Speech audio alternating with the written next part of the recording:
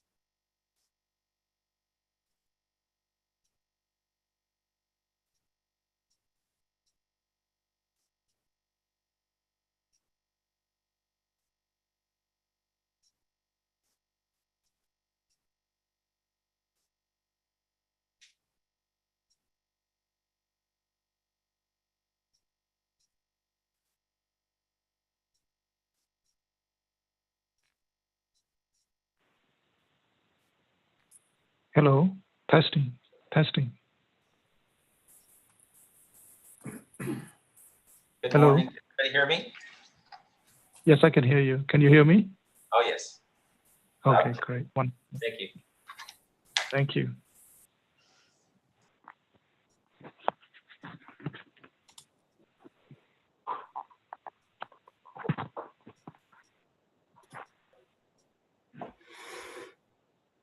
Morning, this is Michael Kaback, electrical engineer with University of California, Santa Cruz. Oh, hi, good morning. The meeting hasn't started officially, but yes, thank you for joining us. Appreciate it.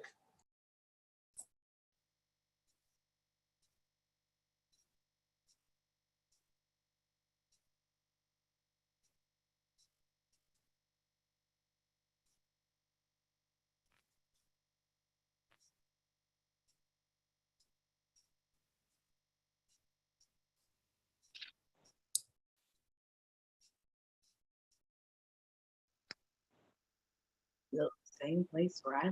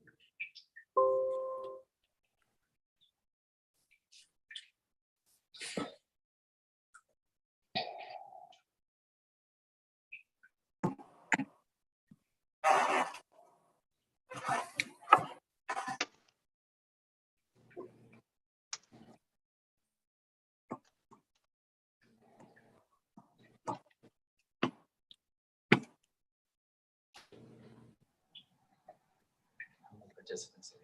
if you Dude? Yep. I think it's time, right? Yep. Okay. Good morning, everyone. It looks like we have 50 plus participants. Thank you for joining us. Good morning, CALGreen Workshop participants. For the record, my name is Enrique M. Rodriguez, Associate Construction Analyst for the California Building Standards Commission. And with me today, we have Eric Drever from DSA and Kyle Kraus from HCD. Additionally, we have representatives from CARB and the California Energy Commission. Thank you for giving the Building Standards Commission, DSA, and HCD the opportunity to conduct the first CALGreen electric vehicle work group, which we will call from here on, we'll call it the CEVW kickoff meeting as part of the 2022 intervening code adoption cycle. Before we get started, I would like to go through some housekeeping items and a high-level overview of the notice agenda. For the record, today is April 14th, 2022. The time is 9:03 a.m. And this meeting is scheduled from 9 a.m. to noon.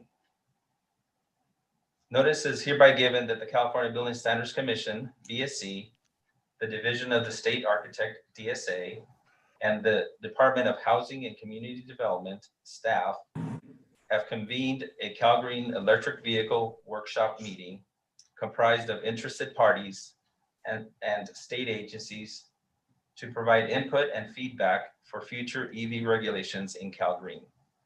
The proposed regulatory updates may be considered for inclusion in the 2022 California Green Building Standards Code, Part 11,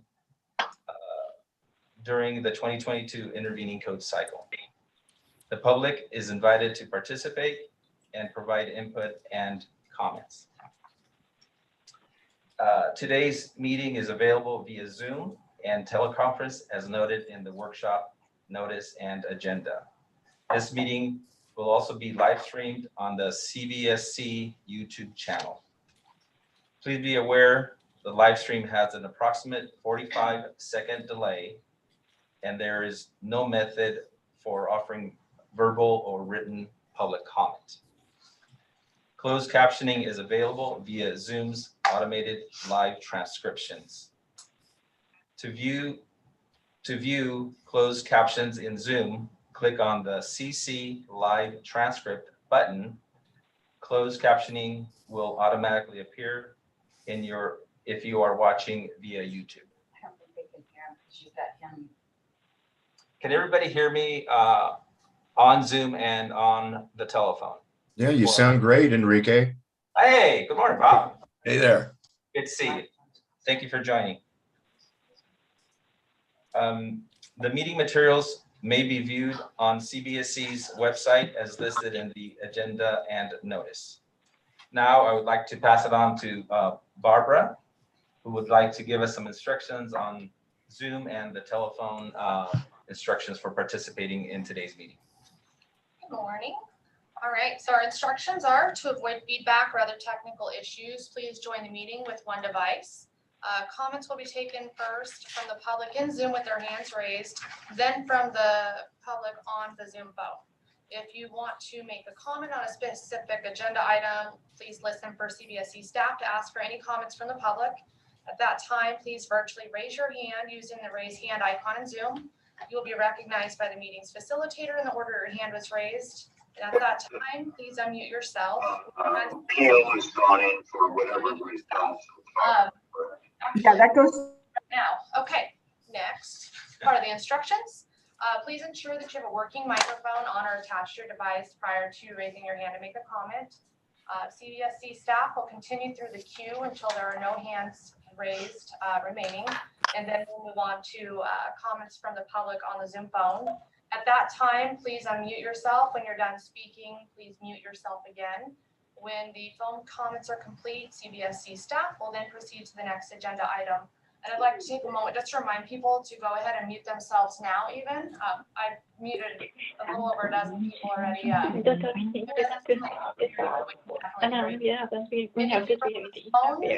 If I mute you instead of you muting yourself, you will not be able to unmute yourself. Please take care of that yourself. So. Okay, thank you, Barbara, for that. Yeah, let's be mindful of folks on that are using telephones or multiple devices. We're going to try to, because this is being captioned, we need to speak, I guess, not have chatter in the back, and then that way the computer algorithm can pick up the message of text or voice.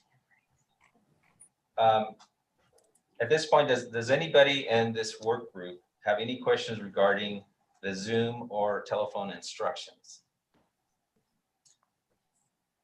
Kyle has his hand up. Okay, we see a hand up, Kyle. Yeah, good morning, Enrique. I just want to reiterate for those of us that are on this meeting, it's really, really important to mute the microphones when you're not speaking.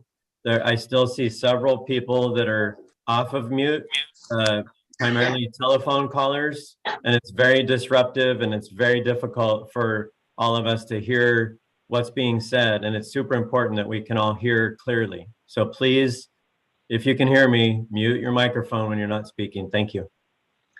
Thank you, Kyle, for that reminder. I really appreciate it. At this time, I'd like to proceed to the agenda items. Moving on to agenda item 1A, which is the purpose and goals. The goal of the CEVW work group is to garner participation from all interested parties and affected stakeholders in the rulemaking process, to inform participants of the roles and responsibilities of the agencies, stakeholders, and the public, and to provide informed, balanced input on CALGreen proposals. This CALGreen electric vehicle work group charter provides information on the objectives and expectations of the work group participants in the development of electric vehicle proposals for the 2022 intervening code adoption cycle.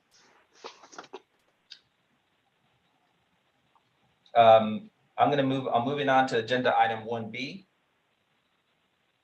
And this is pertaining to the tentative schedule for our 2022 intervening code adoption cycle. And we have some dates here. Pre-cycle workshops are starting today, April 14th, and we'll go through September 22nd, 2022. December 1st, 2022, the initial submittal for the 2022 intervening code adoption cycle from state agencies for all rulemaking packages are due to BSC for review, including our BSC package that we will submit to ourselves. Between February and March of 2023, BSC conducts Code Advisory Committee, we call them CAC meetings. Then on April 2023, we start our 45-day public comment periods. Then in July 2023, the CBSC Commission, our commission, will have the commission action hearings. In August of 2023, BSC files the final express terms with the Secretary of State, blends the express terms, and works with the publishers to develop the 2022 CALGreen Code supplement, which is the blue pages that they insert in, from the triennial. Then on January 1, 2024, the supplement, that's our supplement publication date, and that's when it becomes available for purchase. And then 6 months after that, which is July 1, 2024, is the supplement effective date. So then you have 6 months between the published supplement to the effective date of the supplement. Gives code users and the billing departments time to see what is going to be become effective 6 months later.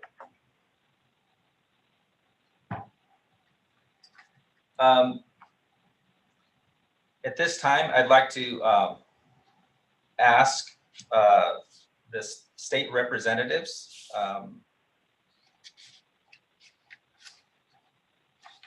I'd like the state representatives to introduce themselves, and basically we'll go in order. We'll go BSC, we'll then ask DSA, HCD, and then our subject matter expert agencies, CARB and CEC staff will introduce themselves, and Barbara will kind of cue that off. I'll start with myself, Enrique Rodriguez, Associate Construction Analyst with the California Building Standards Commission. Any other BSC staff? You can introduce yourself. Good morning, I'm Beth Maynard. I'm Associate Construction Analyst with the Building Standards Commission. And then anybody else that's on the line that would like to introduce themselves from BSC staff.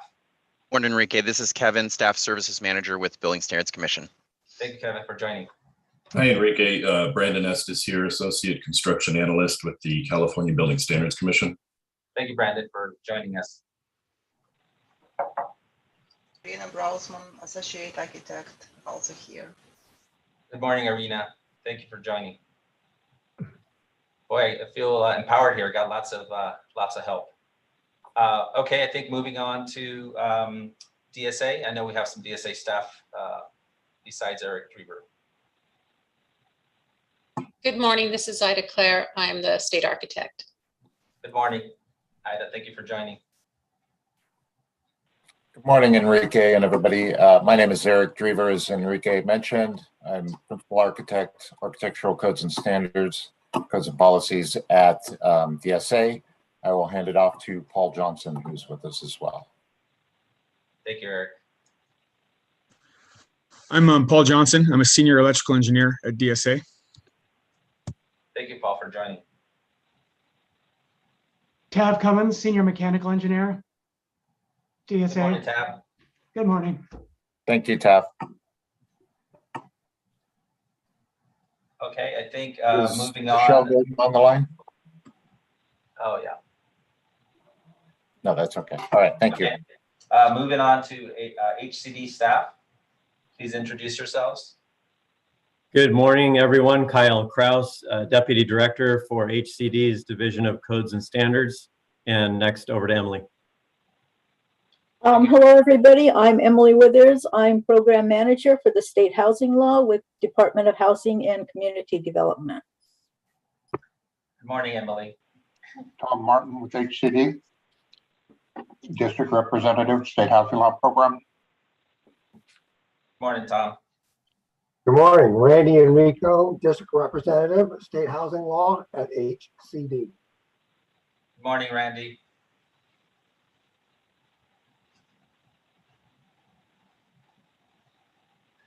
Okay, I believe now we move on to California Air Resources Board staff. Good morning, Joshua Cunningham. I'm the branch chief of the Advanced Clean Cars program at the Air Resources Board. Happy to be here. We're subject matter expert for the CALGreen program. I'll hand it off to Adrian Harris. Thank you, Joshua, for joining. Morning, Adrian Harris, air pollution specialist working on CARB's proposals for the building code cycle. Good morning, Adrian. And I believe that's everyone from the Air Resources Board. Okay, great, thank you. Okay, now we'll move on to the California Energy Commission staff. Hi, good morning, everyone. Simon Lee, electrical engineer, also as EVSME with the Building Standards Office of California Energy Commission. Thank you, Simon. Appreciate you joining us. And Danuta Drozdovich, and I'm also with the Building Standards Commission and the liaison with CalGreen. Good morning, Danuta. Okay, great. So now that we're done with the state agency representatives, we will move on to all other participants in this work group. And then I believe, Barbara, do you want to just list them off in order from the top to bottom? Yeah, so we'll just go alphabetically through the participant list. I'm going to ask you to keep yourself muted until your name's called so you're not toggled all over the place because chances are we'll skip you. Okay, so our first, again, I'm going to start muting people. Okay, we're going to start with Ada Truo. Ada, did you want to introduce yourself? Hey everyone, my name is Ada Chung. I'm with the Bay Area Air Quality Management District, and I work on our EV charging incentive program. Great, welcome. Next is, and I apologize, I might call on someone that already introduced yourself. If I do, just tell me you already introduced yourself. So Alex Chase. Hi everyone, Alex Chase with 2050 Partners supporting the California Investor-Owned Utilities Codes and Standards Program. Thank you. Great, thank you. Next we have Alex Lansford.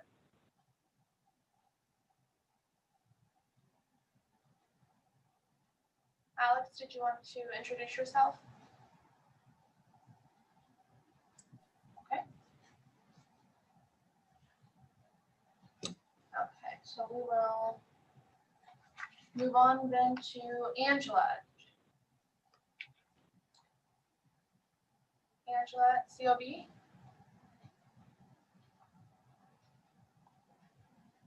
Okay. Moving on.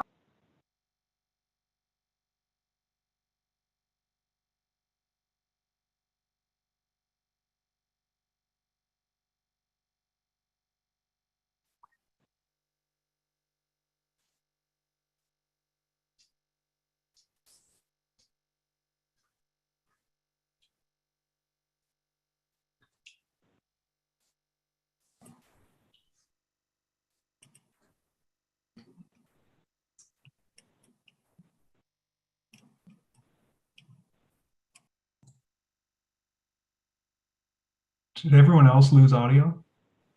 Yeah, Yeah, we can't hear audio, yeah. No audio. no audio here too. But we can hear each other. Yeah, okay. Enrique, I think it's muted in the room. Can you hear us? Enrique is muted. Yeah, Okay, well, there we go. that explains, sorry, I called a few people and I was trying to figure out. So was I muted the whole time? I'm gonna assume we were muted for the last few minutes, so. Folks, before we proceed, did everybody hear my introduction? Yeah, we got partway through, people introducing themselves. And the that I names, called. okay, Yeah, okay. So I'm just, Okay, let's proceed on, but everybody can hear us and we can hear you folks. While you don't have to identify yourself, it does help us identify who our participants are in this work group. So please do participate in identifying yourself and the organization that you represent. Thank you so much. okay, I will leave off where we went silent. So we'll try, Okay. Alec Lansford. Alex, I'm sorry. Alex? Hello, yes. Hi. Go ahead, Alex. You have the floor. Oh, I have no comment. Was my hand up? No, I'm. Yeah. Just identify yourself and the organization that you represent. Or if it's an individual, you can also say individual. I'm sorry, I was looking at something else. Alex Landsberg with San Francisco Electrical Construction Industry, the Labor Management Committee of San Francisco Electrical Contractor Association, IBW Local 6. Okay, great. Thank you. Thank you for joining. Our next introduction is going to be from Angela COB.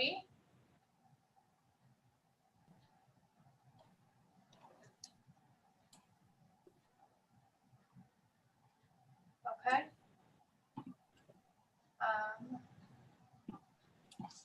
Moving past Angela.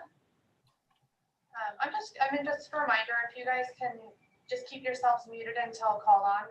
Otherwise you get toggled in and out of places and skipped. So,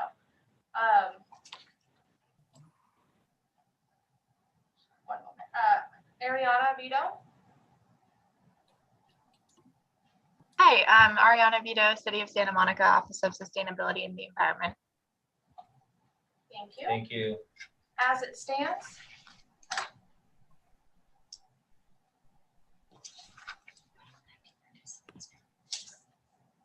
Did the guest under the name As It Stands want to introduce themselves? Okay, moving on. Ashley Goldlist. Hi, good morning. My name is Ashley Goldlist. I'm with the SLO APCD, and I also do the EV charging incentive program here. Great, thank you. Next is Baram Roshanian. Morning, Baram Roshanian, electrical engineer with Roshanian Associates. Thank you. Welcome, Baram. Thank you. Bill Howe. Yeah, this is Bill Gow from the Department of Healthcare Access and Information, state agency. I'm a senior electrical engineer, and we're in charge of, we're the HJ for hospitals in California. Great, welcome, Bill. Bob Raymer. Yes, Bob Reimer with the Building Industry Association, the Apartment Association, Building Owners and Managers Association, and the California Business Properties Association. Thank you. Brady Guertin. Good morning, everyone. Brady Gerton with the California Building Officials. I'm the Public Affairs Manager. Welcome. Brendan McEwen. Morning, everyone. Brendan McEwen with AES Engineering. We're an electrical engineering firm and policy advising shop that's worked with a number of cities, City of Vancouver and Toronto included, on their 100% EV ready requirements for new construction. And should note that we're here in our capacity as a consultant to ChargePoint. Thanks. Thank you. Kaylee Mercado. Good morning, I'm Kaylee Mercado with the Bay Area Air Quality Management District. I work on our electric vehicle charging grant program, as well as our Clean Cars for All EV grant program. And I also am involved with the Bay Area EV Coordinating Council. Thank you. Cesar Diaz. Hi, good morning. My name is Cesar Diaz with ChargePoint. I'm a senior policy manager for managing California on this topic and other legislative issues as well. So I'm happy to be here and thank you for hosting this workshop. Yeah, thank you for joining us. Charlotte Clement. Charlotte Clement, Rancho Unified School District, Pico Rivera, California. Chris Ochoa. Good morning, Chris Ochoa with the California Building Industry Association. Morning, Chris. Christos. Yeah, good morning, everyone. Christos Crucilio, Director of Architecture, Engineering, Energy, and Sustainability for the LA Unified School District. Pleasure to be here. Thank you. Yeah, good morning. City planning.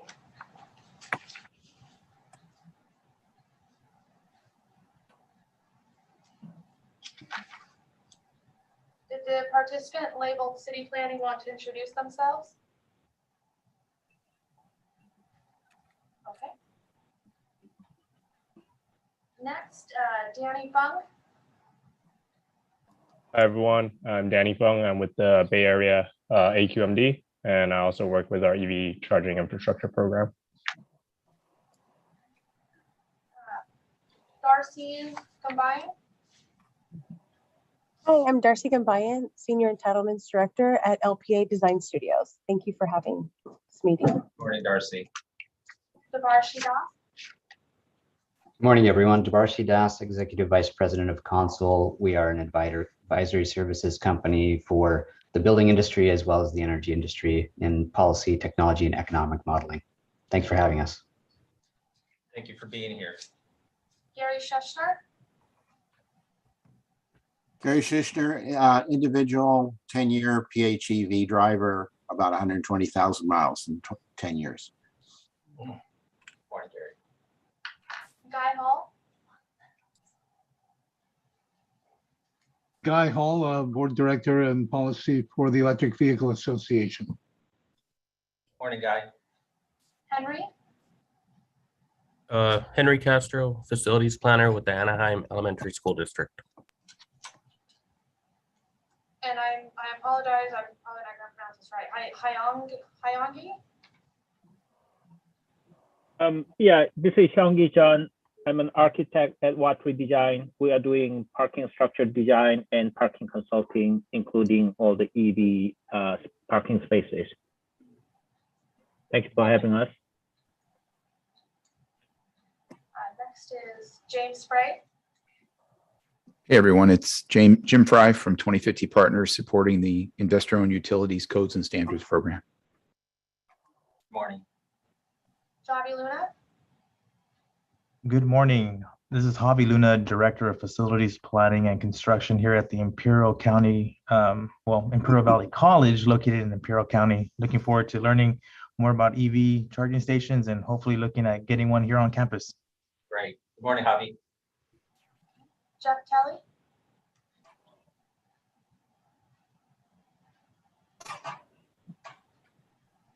Jeff Kelly, did you want to introduce yourself? I am Jeff. Uh-oh, you did. How about that? Jeff Kelly, Senior Electrical Engineer with Real Estate Services Division of Department of General Services. Good morning, Jeff. JJ? Hello, my name is Jared Johnson, but most folks just call me JJ. Octera's Senior Manager of Policy and External Relations, and also part of the executive team for EV Charging Access for All, trying to get 100% charging in multifamily buildings. Thank you for joining us, JJ. John Hart. Hello, I'm John Hart with PowerFlex. We're a behind-the-meter solar storage and EV charging infrastructure provider. Specialize in automated load management. We had participated in the last round of CALGreen building codes, especially around ALM, and looking forward to this next round. Thank you. Thank you for joining us. Appreciate it. Joseph, last name Abdel Sayed. I'm sorry, I'm horrible today. You got it right. Good morning. My name is Joseph Abdel Sayed. I'm the supervising electrical engineer at the Department of General Services in the Real Estate Services Division. Good morning. Good morning. Joseph Solid. This is Joe Solid, Innovation Associate for the International Code Council Center of Focus on Energy Resilience and Innovation. Jay Queener. I'm Jason Queener from the City of Sacramento Community Development Department, Electrical Plan Review. Welcome. Junia Compostela. Yeah, hi. Junia Compostela from 2050 Partners, helping IOUs expanding the electric vehicle infrastructure and the Codes and Standards program. Thank you. Welcome. Kelly Cunningham. Good morning, Kelly Cunningham from Pacific Gas and Electric and the Codes and Standards team advancing Title 24 proposals and REACH codes. Thank you. Thank you for joining us. Krista Lamondon. Hey there, I'm Krista Lamondon, Architect and Design Director for MMPB Design. We are architects who work primarily in the solar industry, permitting structures for schools throughout California. But we have been seeing a lot more proposals and projects with EV scope. So we're joining to see how we can participate. Thank you. Thank you, Krista. Kristen Fleming.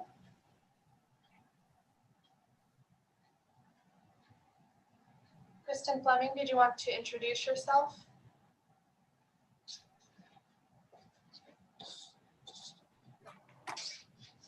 Okay, we'll move on to Leroy T.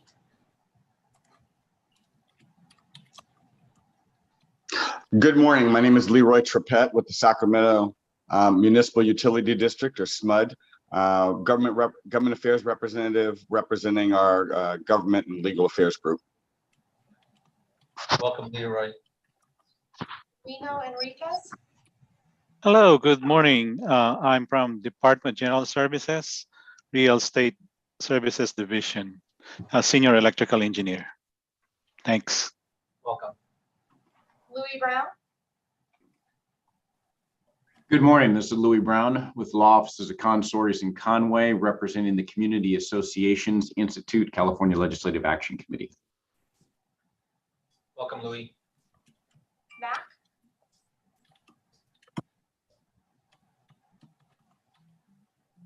Mac, did you want to introduce yourself?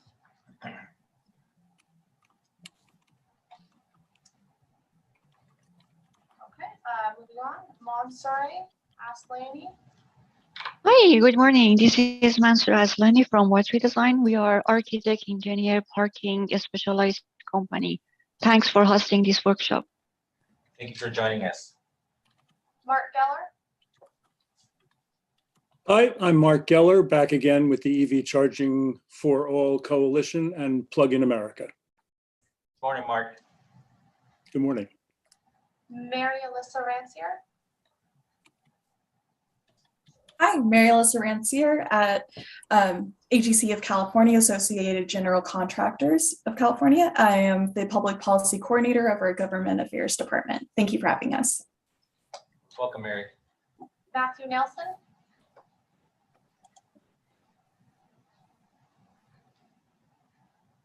Good morning. My name is Matthew Nelson. I'm Director of Government Affairs at Electrify America. Electrify America operates the largest network of public DC fast charging stations in the United States. Thank you for having the session today. We look forward to participating. Welcome, Matthew. I don't think Michelle introduced herself earlier. Michelle. Golden. Oh, Michelle Golden? Did you introduce yourself earlier? Sorry. No, she did not. I'm here. Hi, I'm Michelle Golden. I'm Senior Architect with DSA Headquarters Sustainability Team. Good morning, Michelle. Hi there. Next is Michael Kabak. Good morning. This is Michael Kabak from University of California, Santa Cruz Physical Planning Department. I'm a senior electrical engineer in charge of electrical new development, major renewal, and distributed energy generation at the Santa Cruz campus. Happy to be here. Thank you. Welcome, Michael. Michael Visetto.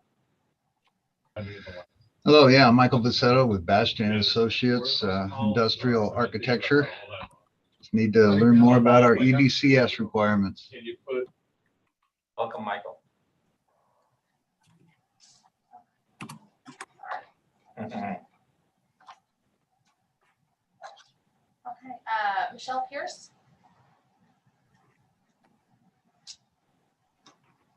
Michelle, did you want to introduce yourself? Okay. Next then is Miguel. Miguel Castellanos, Edge Electrical Consulting, do designs for K through 12, higher education, medical office buildings, multi-tenant residential and single tenant residential, and office complexes. So a variety of applications we've done. Welcome, Miguel. Thank you. And, we have another Miguel. Gil, I like the artwork in your background there. That was awesome. My 6-year-old. I was noticing that as well. That's cool. So I'm Miguel Martinez from Black and Veatch. Thank you. Welcome, Miguel. Mustafa. Mustafa Cache, the Chief Electrical Engineer and Electrical Inspector for Los Angeles County. Well, welcome, Mustafa. Thank you. Nick Larson. Yeah, Nick Larson, City of Sacramento Community Development Department, electrical plan review. Welcome, Nick. Noelani. Hi all, Noelani Derrickson with Tesla. It feels like just yesterday we were closing up the last session, so good to be back with all of you. Thanks. Welcome, Noelani. Nubian. Good morning. My name is Nubian Scott. I'm a staff attorney with Disability Rights California in our Civil Rights Practice Group. Good morning. Ohona. Ohona Chowdhury. Did you want to introduce yourself?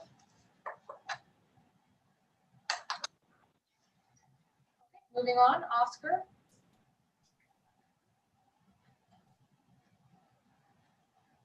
Oscar Mancelas. Oh, I'm sorry. Good morning. I'm Oscar Mancias with the City of Riverside Building and Safety Department. Just, want to stay updated on the new electric vehicle requirements. Good morning, Oscar. Good morning. Philip Kobernick. Hi, good morning, everyone. Philip Kobernick. I develop EV charging incentives and local reach codes with Peninsula Clean Energy. We're the public agency Clean Electricity JPA for San Mateo County. Thanks. Welcome, Philip.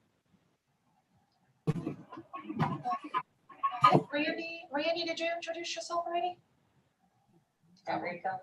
Yeah, Randy already introduced himself. Yes. Okay. Stephanie Lozano. My name is Stephanie Lozano. I'm the school facilities analyst with Agency Architects. Welcome. To those on the phone, can you mute yourself, please? Thank you. Sven. Sven Thiessen, founder of Sven Thiessen Associates. We do economic and environmental assessments of EV infrastructure and EVs in general, plus the founder and co-lead of the EV Charging for All Coalition. Good morning, Sven. Tavaro.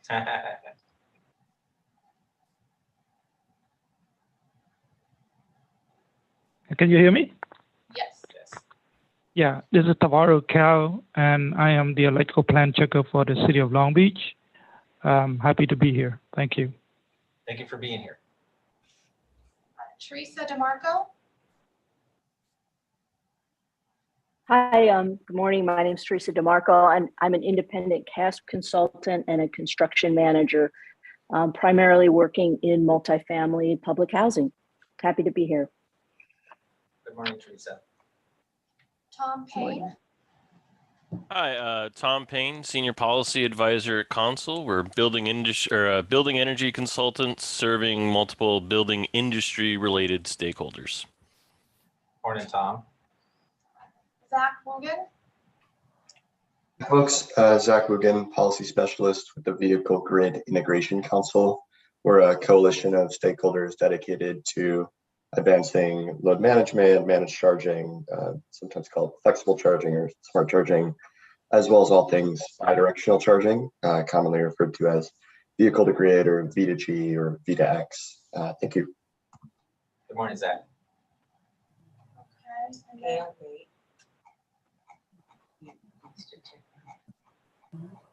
Yeah. Go ahead, Gail. Gail Bate. This is Gail Bate. I am a building code consultant with Code Resource. Thank you. Good morning, Gail. I'm sure we missed some people. We're going to come back in a second. I just want to hit the people on the phone first. If you're on the Zoom phone, it looks like phone number ends in 8586. Did you want to introduce yourself?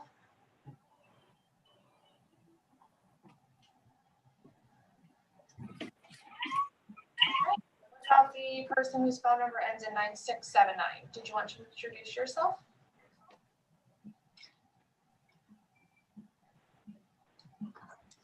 Okay.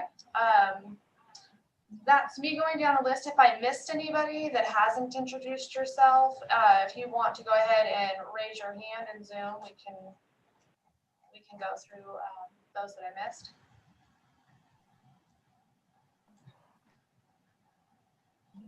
Okay. Okay. At this point, is there anyone on Zoom or telephone that would like to introduce yourselves before moving on to the next agenda item? I have a raised hand. Adam. Good morning. Adam Yas, Building and Safety, City of Palmdale. Thank you. Morning, Adam. Thank you for joining. Anybody else that would like to introduce yourselves? I think we've pretty much gone through the list, right? Yeah. Okay. Okay, seeing that there's no more hands raised or anybody that's willing to introduce themselves, I'm going to move on to the next agenda item, which is agenda item number 2. And this is basically the state agency's roles and authority for BSC, DSA, and HCD. And then after that, we'll move on to agenda item 3, which is the subject matter expert agencies, which would be, in this case, CARB and the California Energy Commission. It is important that the CALGreen Electric Vehicle Workgroup members to understand what authority BSC, DSA, and HCD has and does not have related to CALGreen regulations based on California statutes. This creates appropriate expectations about BSC, DSA, and HCD, and the work group can accomplish through this initiative. BSC's role and authority is as follows. BSC has statutory responsibility and authority for proposing green building standards in CalGreen, where no other state agency has authority for occupancies within its authority. BSC is a regulatory code adoption agency and is not an advocacy group. As such, BSC is required to follow statutory mandated procedures and propose regulations within their scope and authority and consistent with state law. BSC develops regulations based on executive action, legislative mandate, or a demonstrated need identified by BSC or proposed by others. BSC consults and may receive input from state agencies with subject matter expertise in green building standards. BSC is required by Building Standards Law and the Administrative Procedures Act to evaluate the impact cost of proposed building standards on, including but not limited to business, jobs, private persons, benefits to health, safety, and welfare, cost of compliance, estimated benefits, mandate on housing, local agencies, or school districts. BSC is not an enforcement entity and delegates the enforcement of adopted non-residential CALGreen codes to local entities, which are usually the local building departments. And for the California State University and University of California to their respective internal enforcing bodies. BSC assists many stakeholders and local authorities with technical assistance and training. At this time, I'd like DSA to describe their roles and authority. Thank you.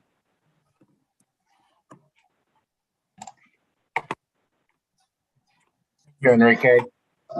Again, this is Eric Drever, Principal Architect, DSA. DSA is responsible and is the authority having jurisdiction over schools, specifically elementary and secondary schools and community colleges. DSA adopts and enforces those regulations included in the CALGreen code. Thank you, Eric. Moving on to Department of Housing and Community Development. Good morning, everyone. Emily Withers will be presenting HCD's item here. Thank you. Thank you. Okay, this is Emily Withers. Thank you for the introduction, Kyle, and thank you everybody for attending this morning's workshop. And also thank you to the Building Standards Commission for convening this workshop and providing for the stakeholder opportunity to comment. My name's Emily Withers. I'm Codes and Standards Administrator 2, representing the Department of Housing and Community Development. As you know, Kyle introduced himself, so he's also in attendance, and also other members of the State Housing Law Program. HCD's mission is to promote safe, affordable homes and vibrant, inclusive, sustainable communities for all Californians. As far as the California Building Standards Code and CALGreen, HCD's area of responsibility includes building standards for residential structures, such as 1- and 2-family homes, townhomes, multifamily homes, multifamily dwellings, hotels, motels, and related accessory buildings. These are further detailed in CALGreen Section 104. HCD's authority for adopting green building standards lie in Health and Safety Code Section 17928 to identify green building features determined by HCD to be cost-effective and feasible to promote greener construction and to propose these as green building standards. HCD's responsibility in the CALGreen Code development process is as a proposing agency, which is a state agency having authority and responsibility to propose a building standard for adoption by the Commission and publication in Title 24, the California Code of Regulations. And as Enrique mentioned, these standards are enforced by local enforcement agencies. In accordance with the Health and Safety Code Section 18930.5, HCD, as a state agency that proposes green building standards, is required to allow for input by other state agencies that have expertise in green building subject areas. Thank you. Thank you, Emily. Appreciate that. Before moving on to agenda item 3 for the subject matter expert agencies, I'd like to ask the group if there are any questions regarding the roles and authorities of the state agency representatives that just describe their role and authority. Okay, one question. We have Kevin Day. Kevin, you have the floor. Hi, Enrique. Yeah, not so much a question. I just wanted to let you know in the general inbox, we got an email from a participant, Charles Kim, senior engineer with the Energy Codes and Standards, said that there was a technical difficulty and they weren't able to announce themselves, but just wanted to let you know, and I'll forward you the email for our record. Okay, great. Yeah, we'll add them to the record. Thank you so much for that, Kevin. Thank you. Yeah. If there are no questions, I would like the state agencies, subject matter experts regarding EV regulations, starting with California Air Resources Board. Yeah, thank you, Enrique. Joshua Cunningham here again. Yeah, we're pleased to participate in this process. Broadly, the Air Resources Board has authority to adopt and enforce vehicle regulations, including zero-emission vehicle requirements for sales in California. That's under the U.S. Federal Clean Air Act and under California AB 32. Importantly, this week, we just unveiled a proposal for expanding the zero-emission vehicle mandate to 100% sales by 2035. We'll be considering that with our board this summer. And the implications for that, if adopted, is that close to half of the vehicles on the road by 2035 will be electric of some kind. So clearly, infrastructure is a critical enabler. We're glad to be supportive with the building agencies in an advisory role for the building codes. Since 2008, we've been providing recommendations and technical support and cost support for the building agencies in the code cycle. We look forward to doing that going forward, and will encourage connections to our vehicle regulations where that's appropriate. Thank you, Joshua, for that update. Really appreciate it.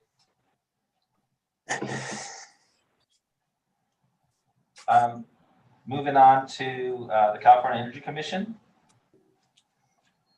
Hi, everyone. This is Simon Lee again, representing CEC. As the state's primary energy policy and planning agency, the California Energy Commission plays a critical role in creating the energy system of the future, one that is clean and modern.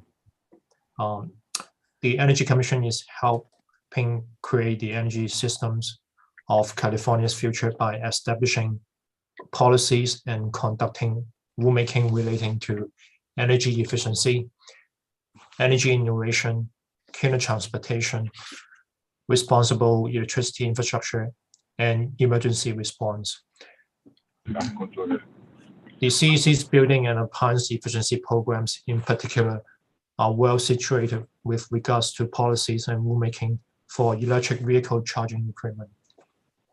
And about mandates and reports related to EV regulations, CEC is responsible for the Clean Transportation Program, AB 2127 assessment of EV charging infrastructure, and California Energy Code.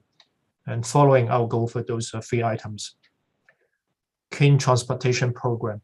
The program invests in a broad portfolio of transportation and field transportation projects throughout the state. Program priorities are determined with input from stakeholders, the disadvantaged communities advisory group, the Clean Transportation Program Advisory Committee, and by CEC's analysis, such as the EV charging infrastructure assessment for analyzing charging needs to support zero-emission vehicles. Second, Assembly Bill 2127 report. The report requires the California Energy Commission to biannually assess the electric vehicle charging infrastructure needed to meet the state's goals of putting at least 5 million zero-emission vehicles on California roads by 2030 and reducing greenhouse gas emissions to 40% below 1990 levels by 2030. The inaugural AB 2127 report was first published in June 2021. On March 16th, CEC Field Transportation Division staff hosted a workshop on EV infrastructure projections, and public inputs and comments were requested on a number of topics from considerations to the second AB 2127 report. Lastly, California Energy Code. CEC Building Standards Office staff are currently working on several items in preparation of the 2025 Energy Code. They include a better modeling for EVSE and possibly supported by an appendix similar to JA13. At this time, there are no proposed yet for mandatory requirements. Nonetheless, we are closely following several proposed bills as we recognize the legislature may direct us to do something. And that wraps up my briefing about CEC's role to EV regulations. Thank you, Simon. Really appreciate that.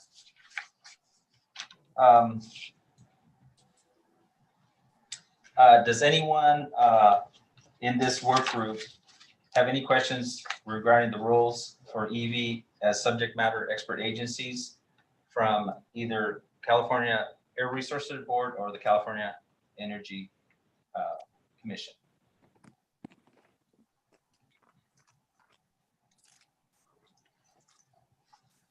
Okay, seeing none, I'm going to proceed on to item number 4, which is to discuss the charter, and then we will proceed with that.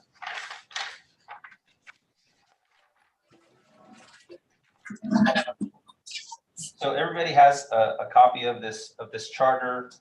Some of the items on this charter have already been discussed pertaining to roles, responsibilities, and the subject matter experts. So I'm going to move on to this work group participant role.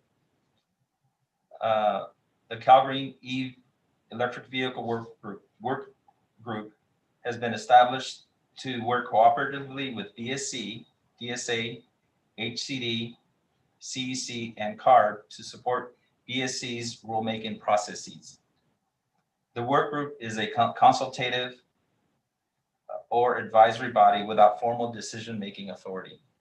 The work group participants agree to work collaboratively with BSC and other work group participants to help meet the goals of the work group, whose purpose is to, number 1, offer input and feedback regarding proposed electric vehicle amendments to the CALGreen Code.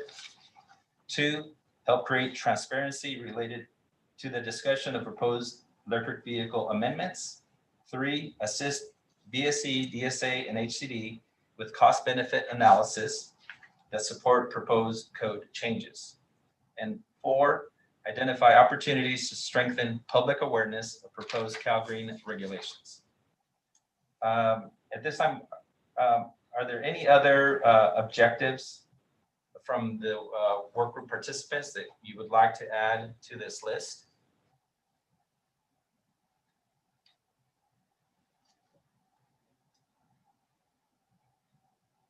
You guys are easy. Okay, well, hearing none, I'm going to proceed on. It is the intent of BSC, DSA, and HCD, and this work group participants, they represent the interest of their broader stakeholder group and not solely their own interest or those of any specific organization. The work group is encouraged to work with the representative group to identify necessary code changes and provide cost-benefit analysis information to support code changes. We have a list of these CEVW members. It's quite a list. I know there was a request we labeled this non-government. We have state agencies and then non-government agencies, organizations. I'd like to make a friendly amendment and just call that non-state organizations, because then there'd be, you'd have to start separating into based on whether community or I would say governmental agencies. I would just like to make that amendment to say non-state. Does anybody have any objection to this friendly amendment to this charter?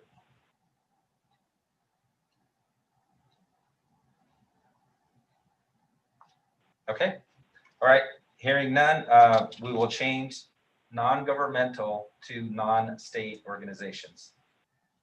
Is there anybody on this work group in Zoom or telephone that is not listed as a member that would like to be added to this list? Okay, we have Kelly Cunningham. Pacific Gas and Electric is not on this list and would like to be added. Thank you. Okay, yeah, sorry for missing that. That should have been definitely on the list. Thank you, Kelly, for that. PG&E, okay. Anybody else that would like to get added to this list? This is keep in Guy mind Hall that- with the Electric Vehicle Association. The name that's on the list, that's the Electric Auto Association, is our former name. Okay, Make that adjustment, we would appreciate it. okay, so Appreciate let me get there. That would be, hold on, guy.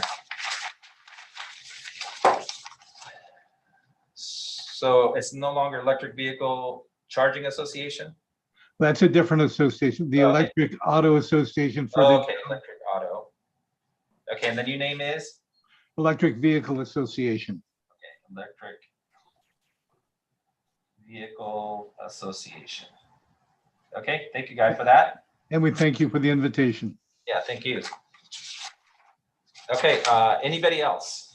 Enrique, Go ahead. this is Eric Drever. I'm just noting that while the Division of the State Architect and Building Standards is listed, we do have representatives from other divisions within DGS on the call currently, and I believe I know was Residencies. someone from HCAI on the call as well.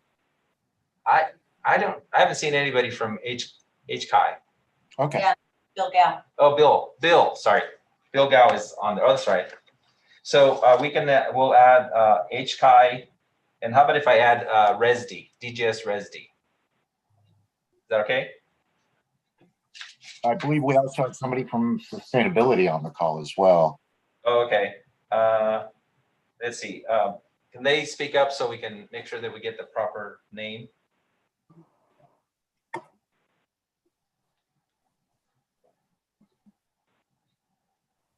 I don't know the name. Eric, you can send that to me separately and we'll add them to the list. How about that? Okay. Yeah, thank you. Okay. Okay, moving on. As part of this charter, we have a section here on length of service, and I'll explain that. All participation will be on a volunteer basis.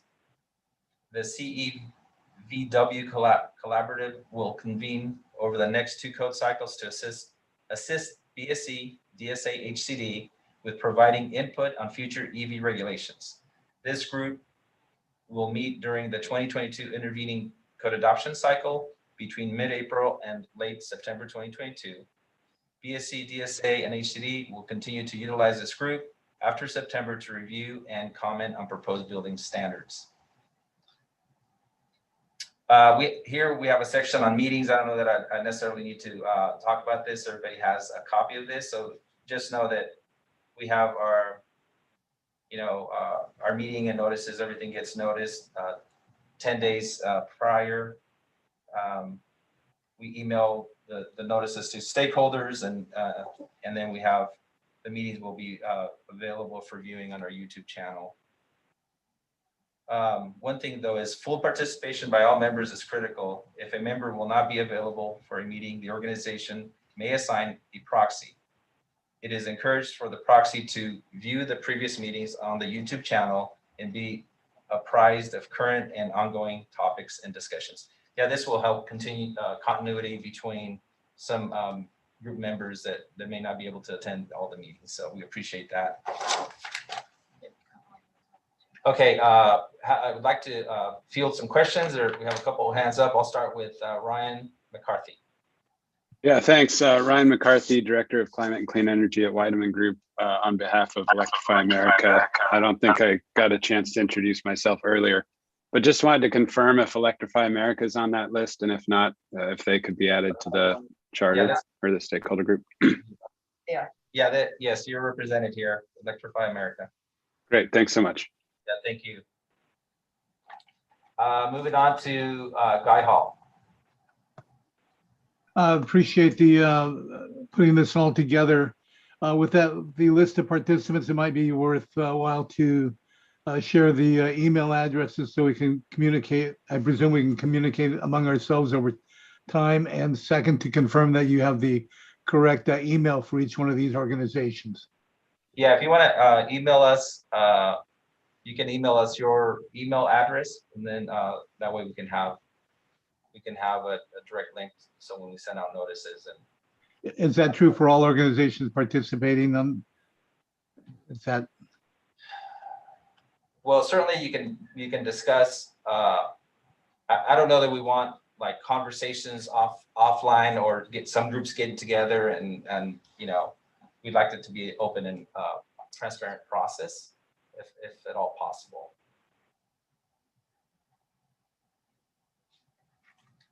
Does that answer your question, Kai? yeah, thank you. I just want to always further the interest of engagement across the team. Mm-hmm. I appreciate that. Thank you.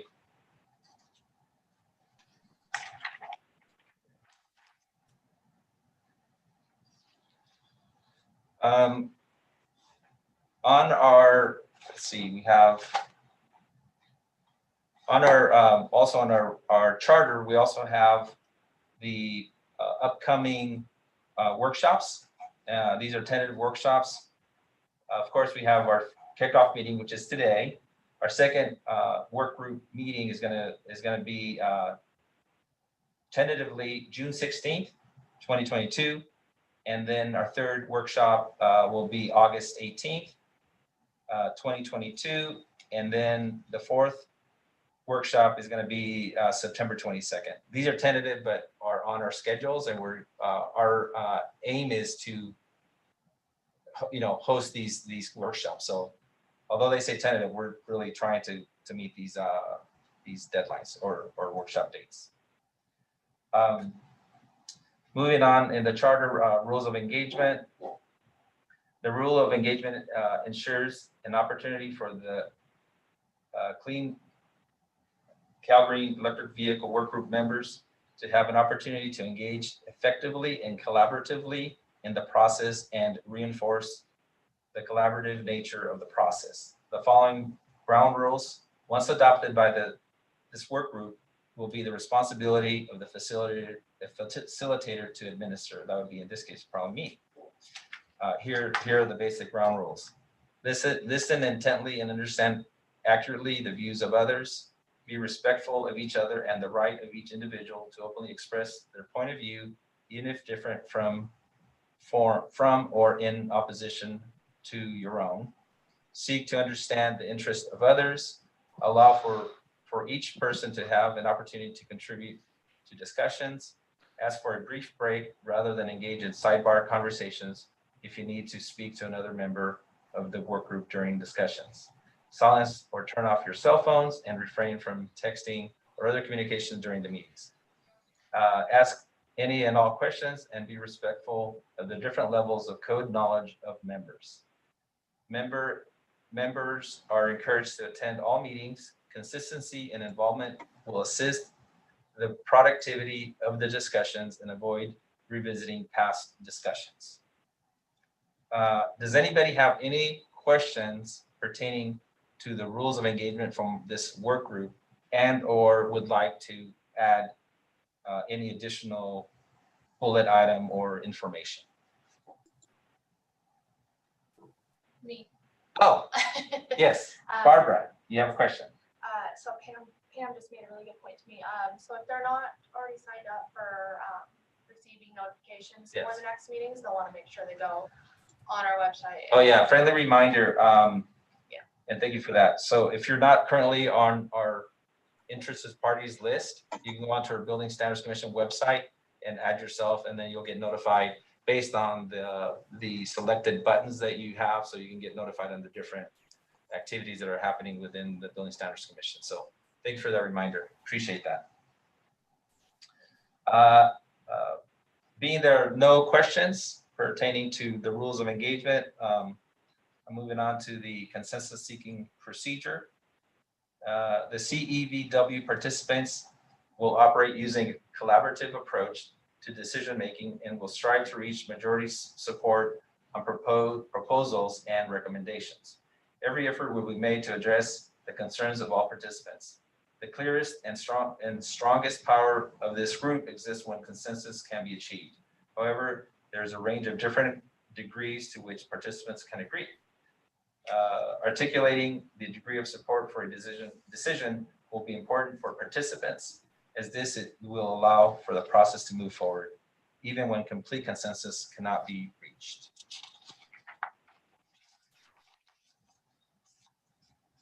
During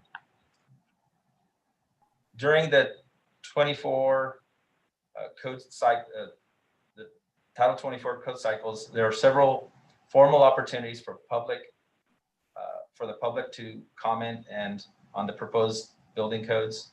Those opportunities include the pre-cycle activity, which is our workshops now, the BSC code adoption committee meetings, the 45-day public comment period, and then of course our final CBSC commission meeting, which is where the commissioners review the proposed amendments and vote on those proposals. This concludes the items that are in this charter. Does anybody have any questions, comments pertaining to everything that's been discussed thus far?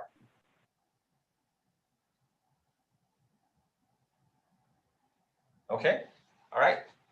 Enrique? Sorry, Sven Thiessen here. I think it's important, given there's 90 of us, to have an emailing list that we all agree when we have something to present or find something that's of nature related to this process as a collaborative process to be able to email out the group. And I think it's important that we all agree that we don't do these, like you mentioned, sidebar conversations and sidebar emailing, but that we should be allowed and encouraged to email members of the collaborative.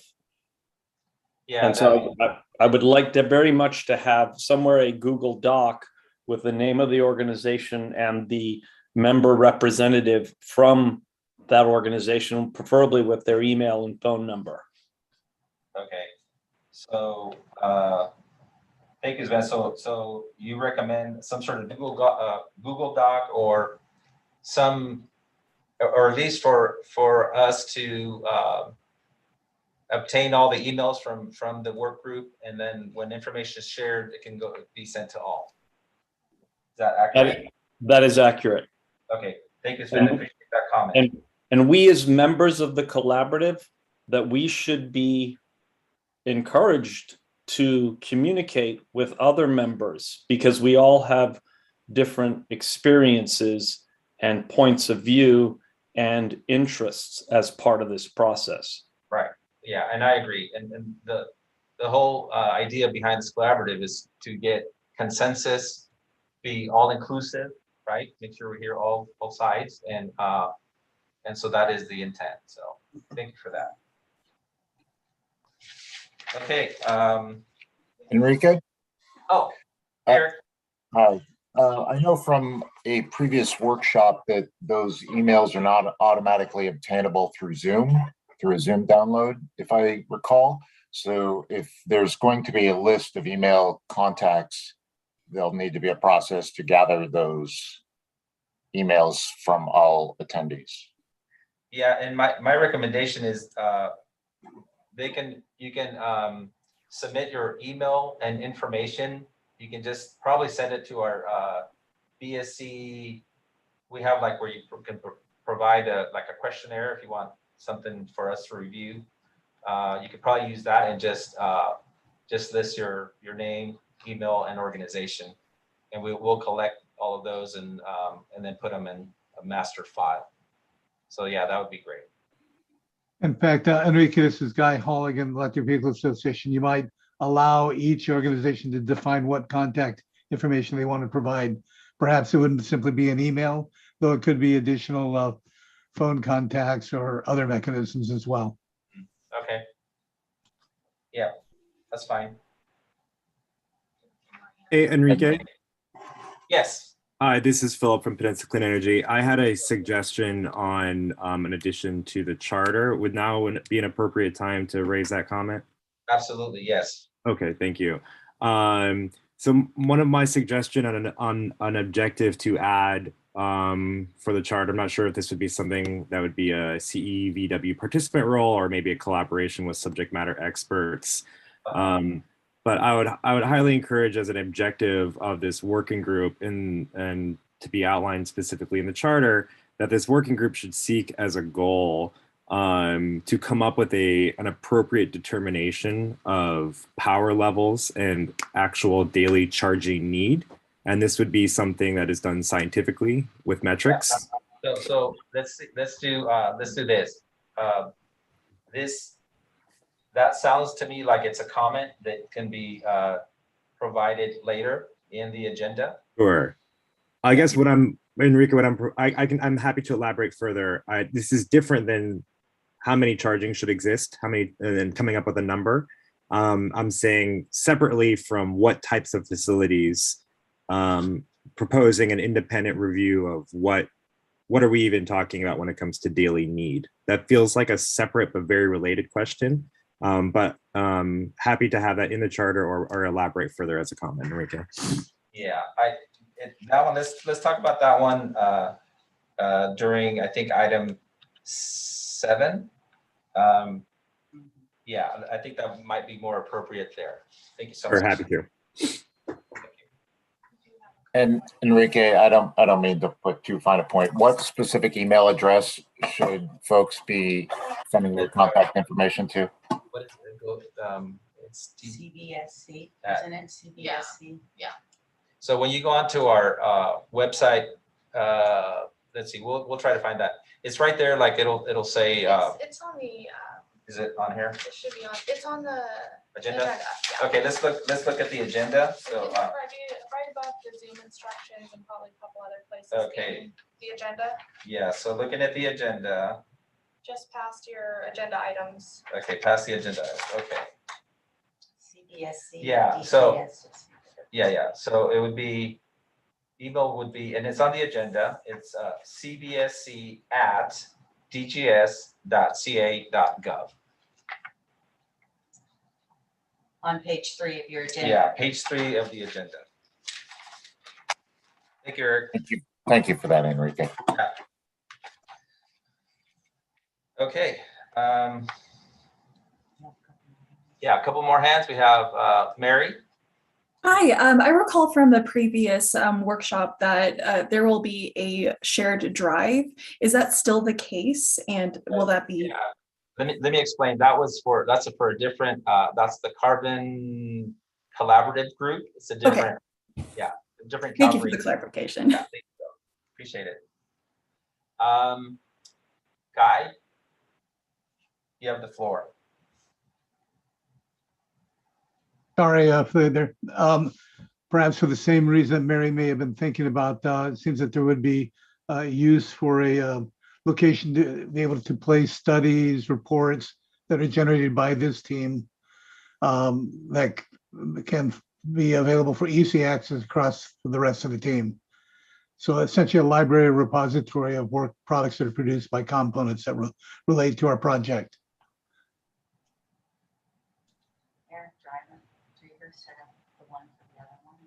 Yeah, thank you for that comment, Guy. We'll look at that and see how we might be able to do something maybe similar to the Carbon Collaborative Group, but we can look into that. Appreciate the comment. Enrique, we'd be happy to meet after this meeting and discuss the potential for having it on a DSA box. Okay. And okay, great. Thank you, Eric. You're welcome. Okay, if no, I don't see any more raised hands. I'm going to move on to agenda item number 5. Now, this we've already described in the charter, but it may be worth just repeating, so it can be, just recorded once more time. Our tentative dates for these workshops. Our second workshop is going to be June 16th. Third workshop is going to be August 18th. And our fourth workshop is going to be September 22nd. And we're going to try to stick to these dates. So anyway, yes, thank you for that. Let's see.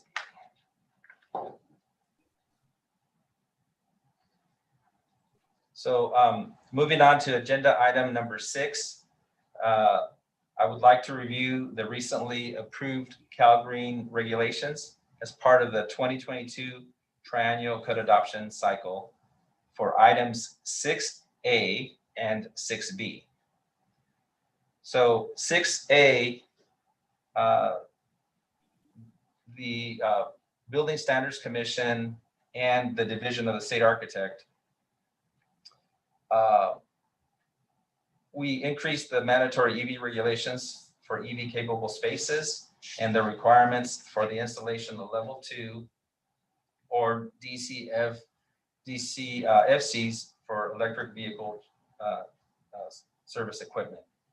In addition, we also made an allowance compliance pathway for the use of automatic load management systems. These codes that we're mentioning here, these are the codes that will become effective January 1, 2023. Agenda item 6B. Well, first of all, this is a co-adopted code amendment. And Eric, do you have anything you want to add to this these proposals that are being codified and become effective next year? Do you have anything to add? Any input you'd like to add to the agenda item 6A? I do not, but we obviously value the ability to co-adopt with BSC. Many of the regulations that are important to schools are very similar to regular non-res, and so our co-adoption of these particular standards seems to align very closely with the regular non-res construction.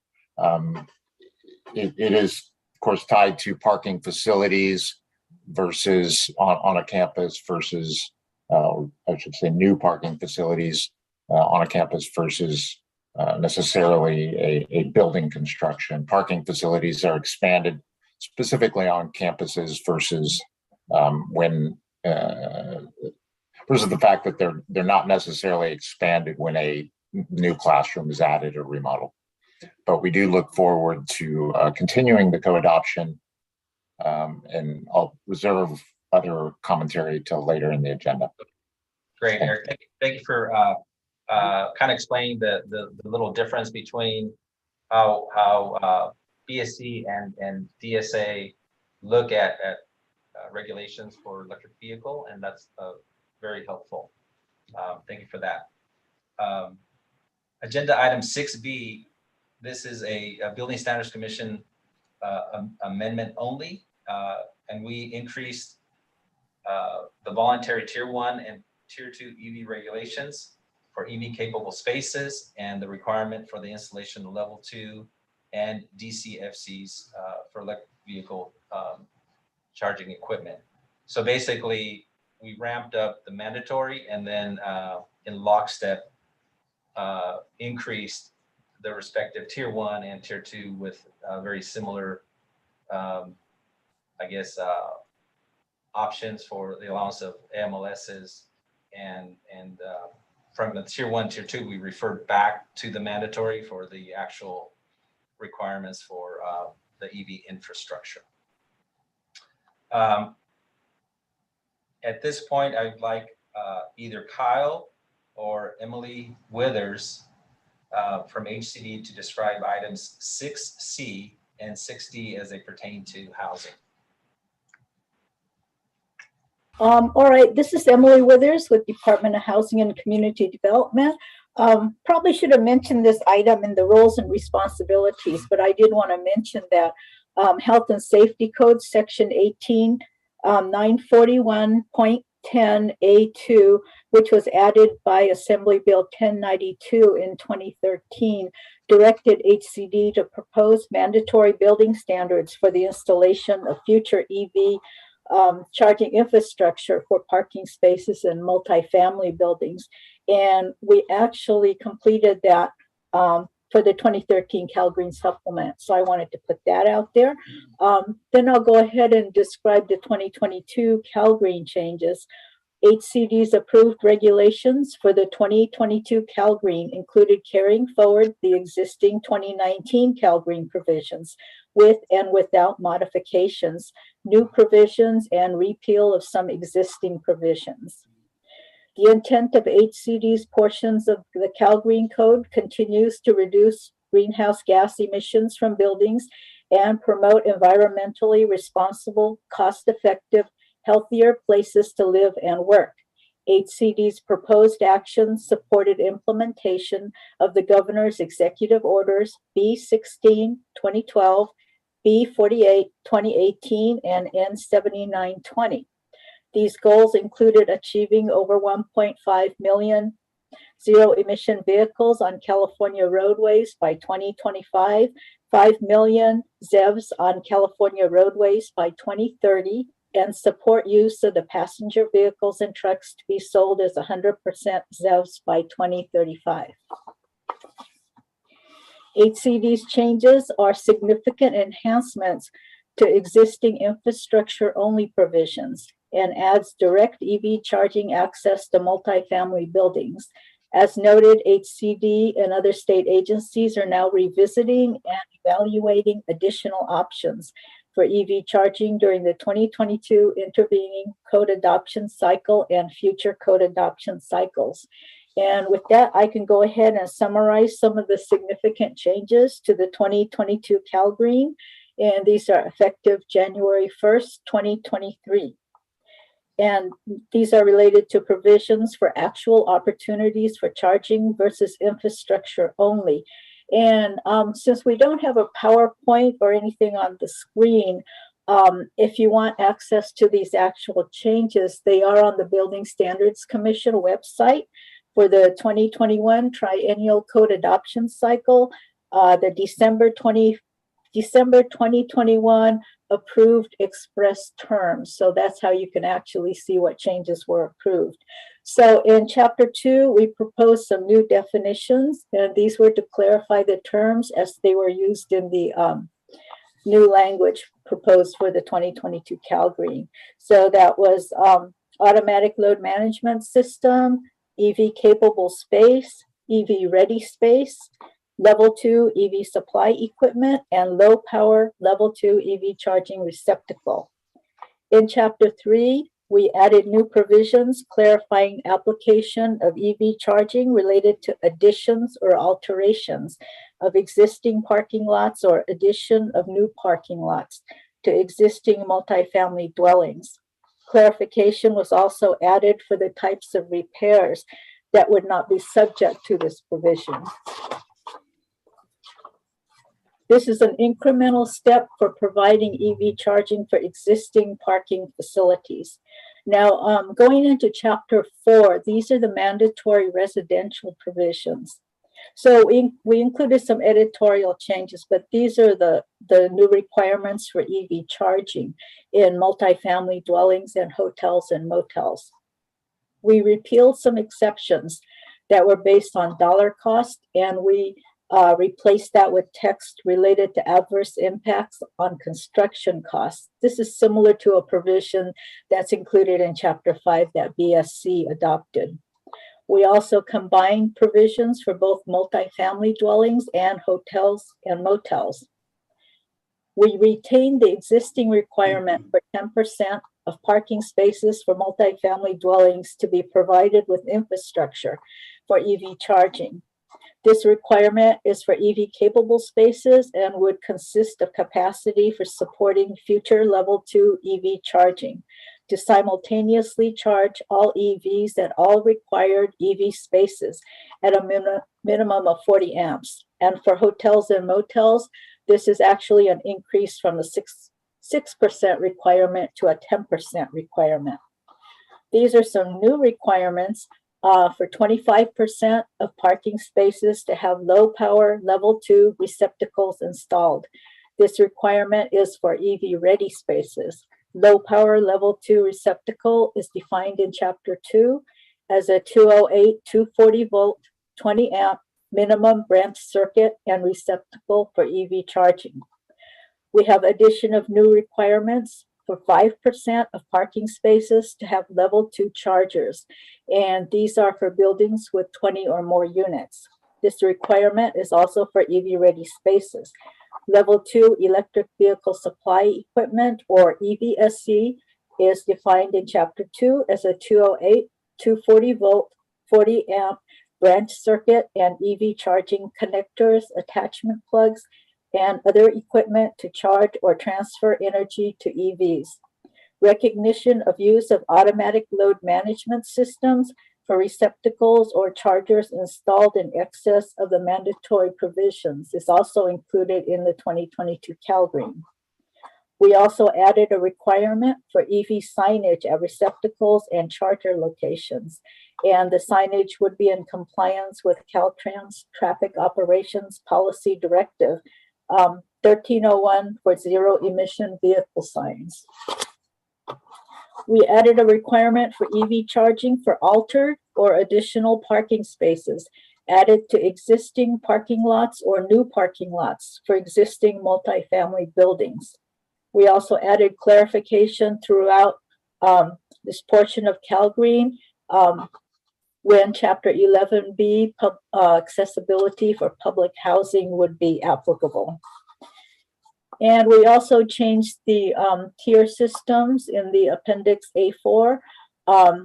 What we did was we repealed the EV capable requirements, and we also put in Tier 1 35% to be equipped with low power level 2 receptacles, and for 20 spaces to be equipped with chargers, spaces to be equipped with chargers.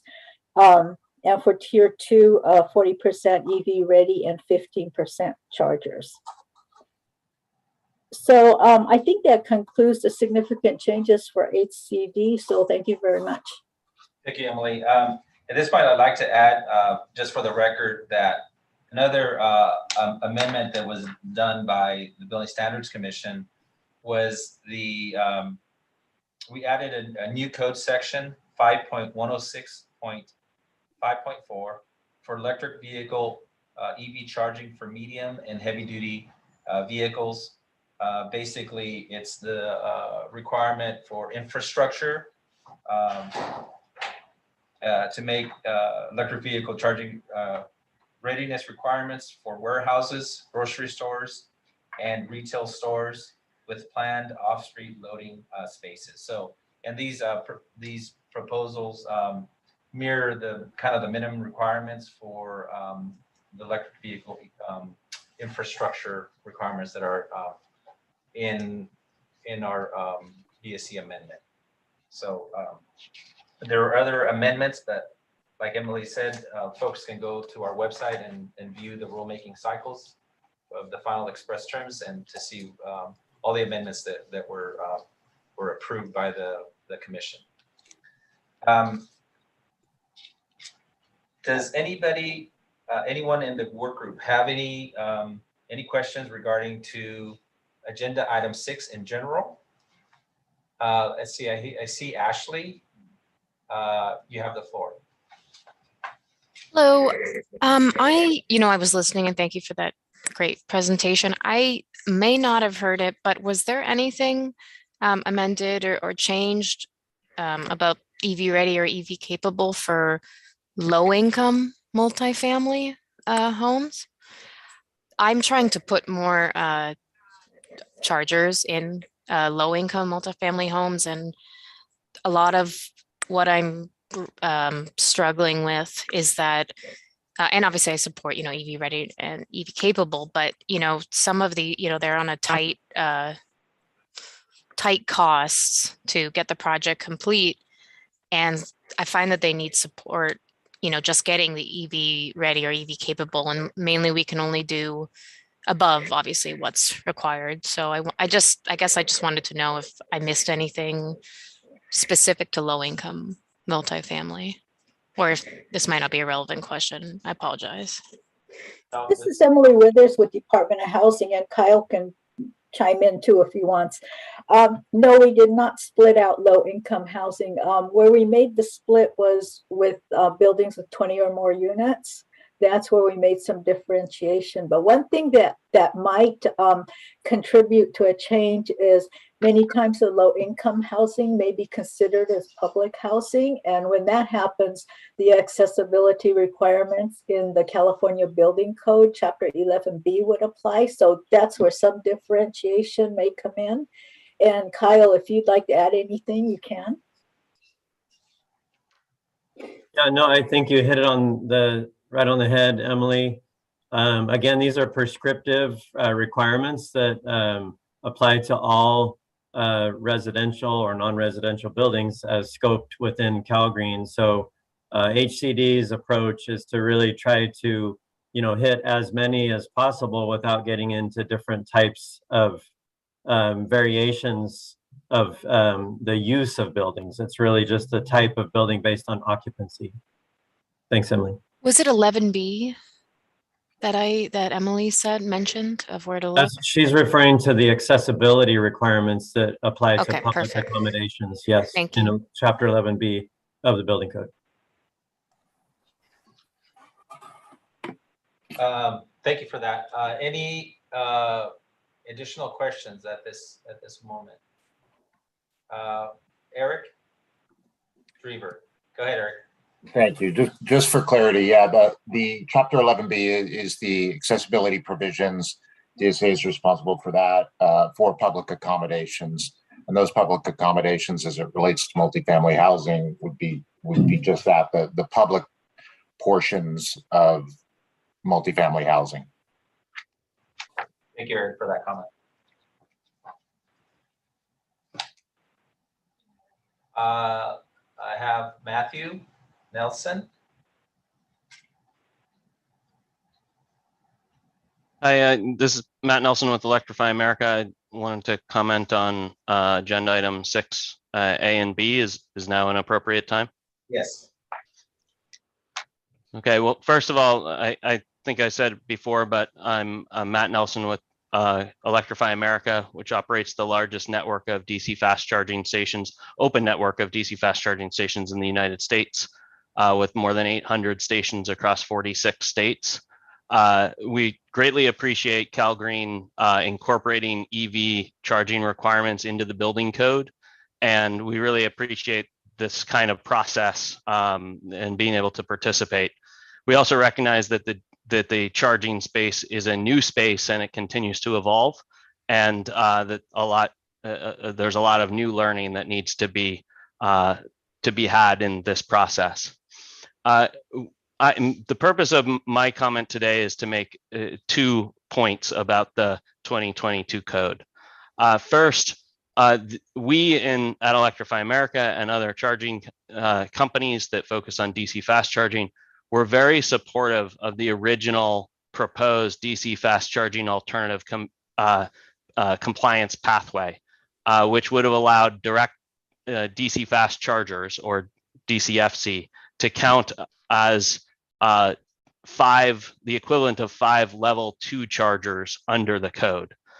We viewed this as a very flexible means of compliance, allowing commercial buildings that, for instance, have short dwell times, like a grocery store or a pharmacy, to choose DC fast charging, and the buildings that have very long dwell times, like multi-unit dwellings and office buildings, to choose level 2 charging, and both would provide a very useful service to EV drivers.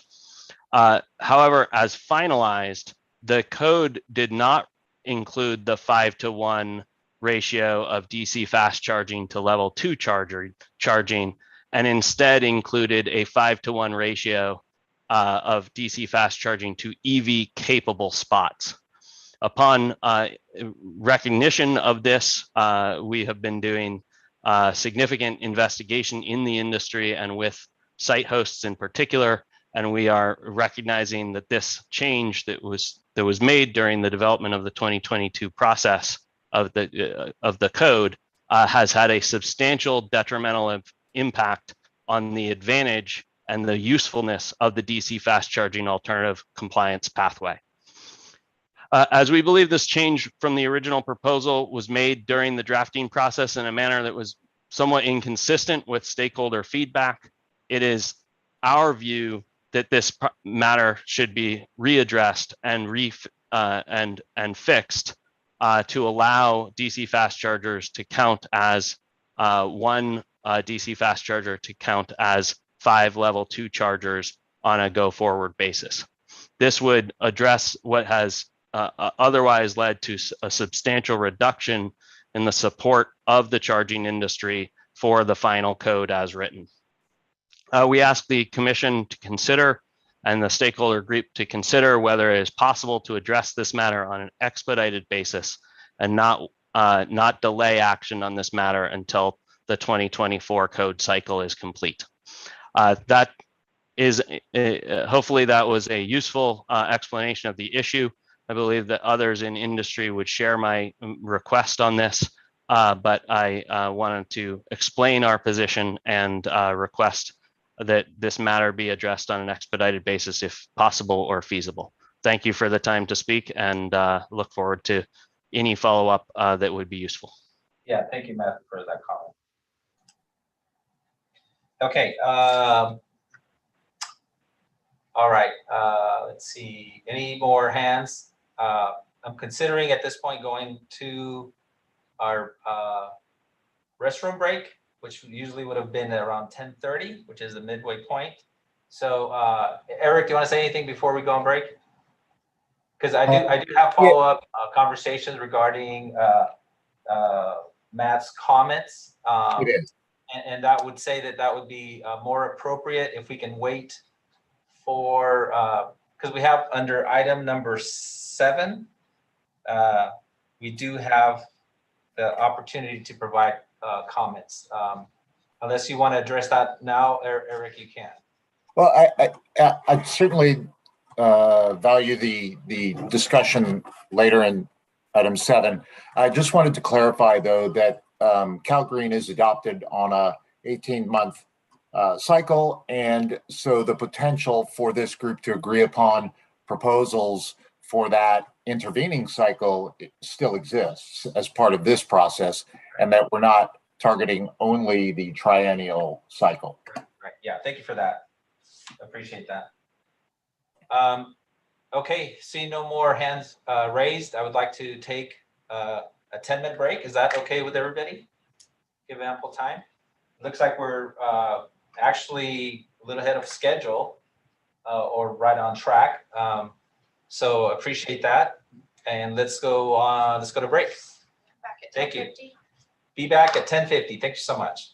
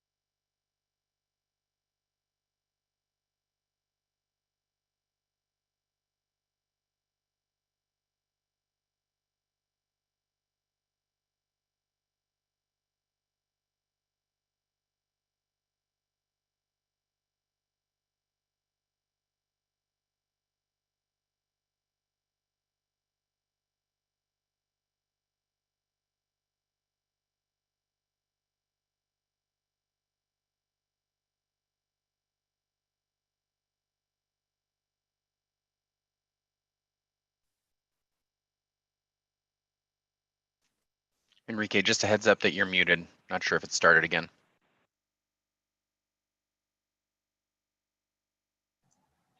All right. All right, folks, we're all back. Okay, great.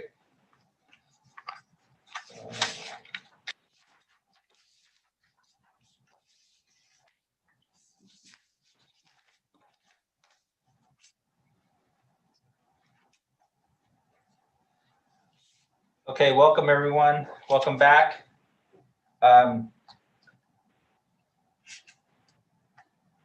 Before I move on to agenda item 7, I would like to provide some context regarding the 2022 triennial code adoption cycle. BSC and DSA conducted 2 CALGreen stakeholder workshops on January 7, 2021 and March 30th, 2021, which were attended by state agencies, interested parties, and stakeholder representatives, of which most of you here are in attendance. Based on testimony presented at the workshops and comments received from various stakeholders, BSC and DSA code proposals significantly increased the EV capable infrastructure percentage and added a new requirement for the installation of level 2 electric vehicle charging equipment, EVSC, to provide electric vehicle charging stations, EVCS, for mandatory measures. Additionally, BSC conducted proposed increased EV regulations for Tier 1 and Tier 2. Some of those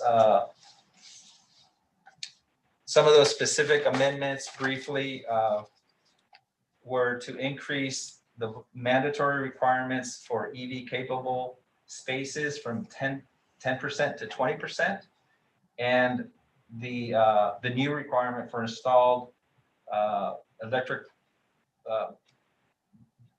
vehicle charging stations with electric vehicle service supply equipment of 25% of the 20 EV capable spaces, which is equivalent to approximately 5%.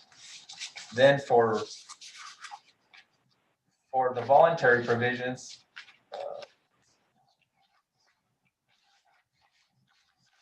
for Tier 1, we increased the EV capable spaces from 15% to 30%, of which those 33%, once again, approximately 5% of those EV capable spaces requiring the installation of electric vehicle supply equipment that could either be level 2 or DCFC.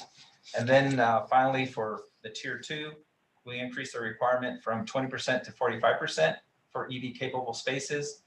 And of those, once again, 33% of the EV capable spaces would require the installation of electric vehicle supply equipment to create electric vehicle charging stations. Once again, that could be either any combination of level 2 or DCFCs. So then thank you for that. At this point, if Kyle or Emily can maybe speak for the kind of the brief amendments. I know Emily has already done a good review, so maybe I think we can just move on. Do we have, okay, Eric, would you like to provide comment? It might be up from before. Okay, that might be just a carryover. Philip, you have a raised hand. Yes, I had a comment from before that I'd like to continue on, which I think would be appropriate for section 7 now, Enrique. Would that be all right? Not yet. No, I have some more information. Yeah, I'll let you know when it's time. You're gonna have. I was trying to get in there before the change of the app. Yeah, you'll have ample opportunity. I'm just describing the rulemaking procedures that we went through in the 2022 triennial code adoption cycle. Thank you. On April 28th and 29th, 2021, BSC, DSA, and HCD conducted a Green Building Code Advisory Committee, Green CAC, public meeting in which BSC, DSA, HCD staff presented the proposed EV code changes. The CAC members provided valuable input and recommendations on the BSC DSA proposed rulemaking package with a motion to approve as submitted for most rulemaking items. However, there were some proposed EV code changes that garnered a further study recommendation. As a result of additional comments received at the CAC meeting, further coordination with various state agencies and subject matter experts was conducted, and further modifications were made to the BSC DSA initial express terms proposed EV language. The proposed code amendments were coordinated with HCD for consistency on similar amendments. California Air Resources Board provided technical feedback on the associated cost-benefit analysis, and the California Energy Commission provided valuable feedback. BSC, DSA, and HCD conducted a 45-day formal public comment period from August 17th through September 27th, 2021. And on December 14th through the 16th, 2021, the California Building Standards Commission, CBSC, heard and took action on the BSC, DSA, and HCD rulemaking files and approved all of the EV proposals.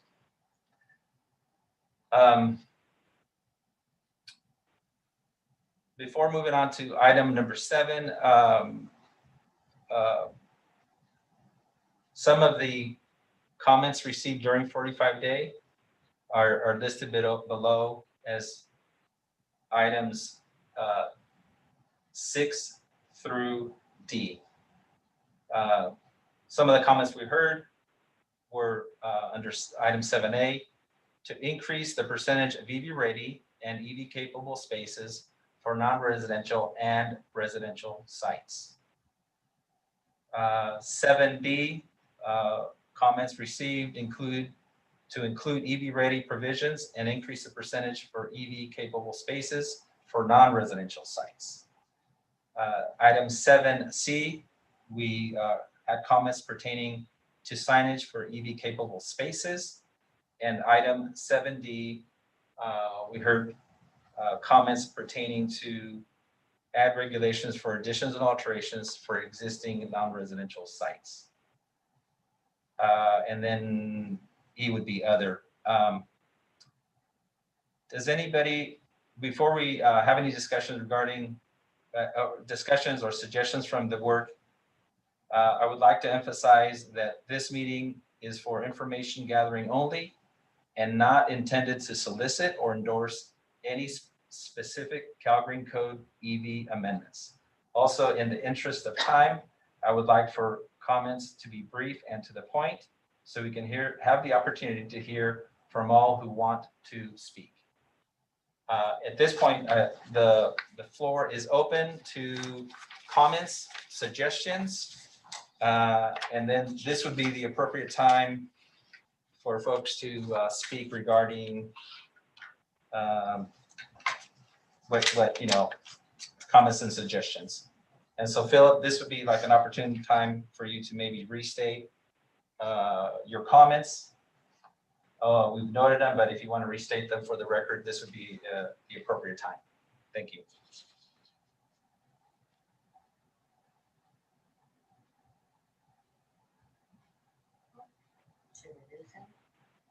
Philip, are you there? Okay. Okay. Sven Thiessen, you have the floor. Thank you, Enrique. My comments only address the CALGreen residential component of the code. While the shift from 10% EV capable to 40% of blended requirements was solid, this likewise means that now only 60% versus 90% of those living in new apartments and condos have no access to EV charging. We all know that the first hurdle to getting an EV is access to charging.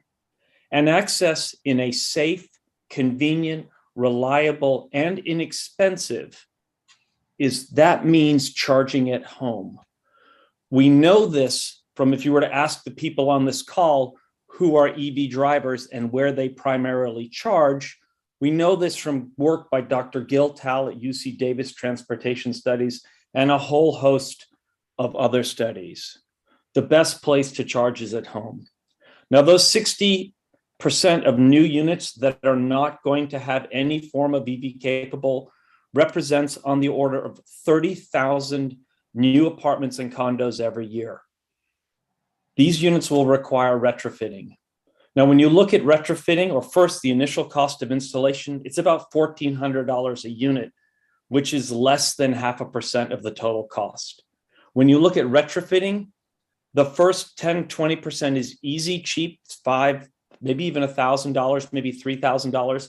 But if you want to do the entire condo unit or apartment unit, it's on the order of over $15,000 per unit. And we know this from PG&E and SoCal Edison, actual work where they have spent those amount of monies per installation to do those retrofits. Those are the costs of the actual time of the install. When we don't install, we are denying a population that likely is already much more impacted by the cost of fuel and vehicle overall transportation costs than those in single family homes. And remember, those in single family homes have had access to charging, mandatory access to charging, EV capable, since 2015. Close to 500,000 single family homes have been built EV capable. All access to charging, easy, because single family home dwellers typically have agency, the ability to call an electrician and say, make that EV capable, EV ready, versus someone living in a condo or an apartment. And it is incredibly difficult to get EV charging in an apartment or condo unless you are wealthy. And unfortunately, the majority of people living in apartments and condos are not. They don't have that agency to make that happen. It's essentially economic apartheid by not allowing those people ready access to charging.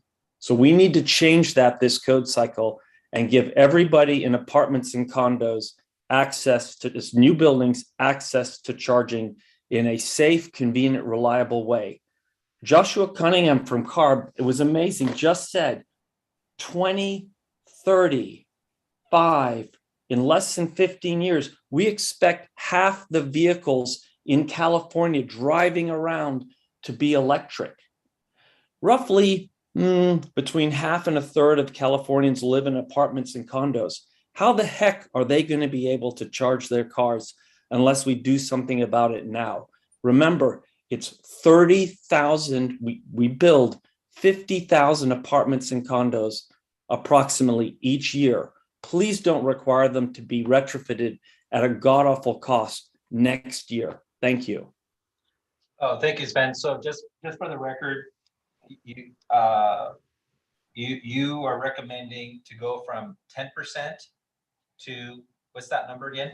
Yeah, sorry. So currently in residential, there's a blended 40%, and Emily can tell you the exact numbers that make up that 40%.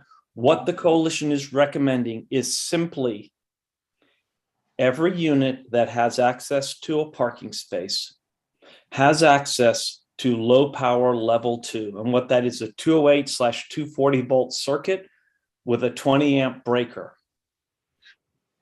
And it terminates with a receptacle.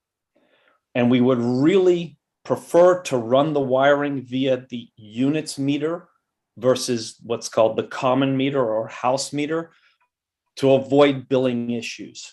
So that takes all the billing, all the ownership of the EVSC away from the apartment complex manager or HOA. It completely simplifies things. And in the majority of cases, you can do this. Okay, so you're basically asking to go from a blended 40% to 100%. No, that's not true. The 40% applies to all parking spaces. So the 40% applies if you have 100 units and 200 parking spaces. We're saying it only applies to 100 units, or sorry, 100 spaces, assuming each unit has access to a parking space. In this case, they'd have access to 200. Although in some apartment complexes, some people have access to 1 parking space, some people have access to 2 parking spaces. and 3, depending on how much you're willing to pay for it. Okay, all right, thank you for that. Okay, Enrique, there's a fallacy that we're proposing 100% of all the parking spaces. That is not true. Again, it's access to power per unit, low power level 2, because we recognize the cost of bringing in full level 2 to every unit that has access to parking. And we think this threads the needle of appropriate levels of charging, even though some would disagree we could go lower, and they're probably right. But this seems an equitable thread the needle. Okay, yeah, thank you for that clarification. Moving on to the next commenter, I see Steve Douglas. Thank you, Enrique. I'm Steve Douglas. I'm the Vice President for Energy and Environment for the Alliance for Automotive Innovation. We represent car companies that produce about 95% of the new vehicles sold in California.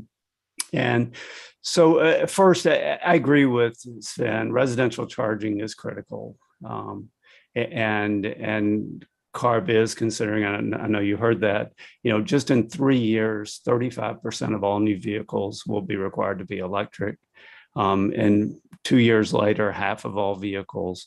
And then by 2031, 75% electric. So they're moving quickly. And I think it's imperative on the Building Commission to move quickly as well. So a few things that are in their regulations, and I think probably at the next meeting on June 16th, it'd be worthwhile to hear what was exactly adopted by the board, but I have every reason to believe that those elements will be in there.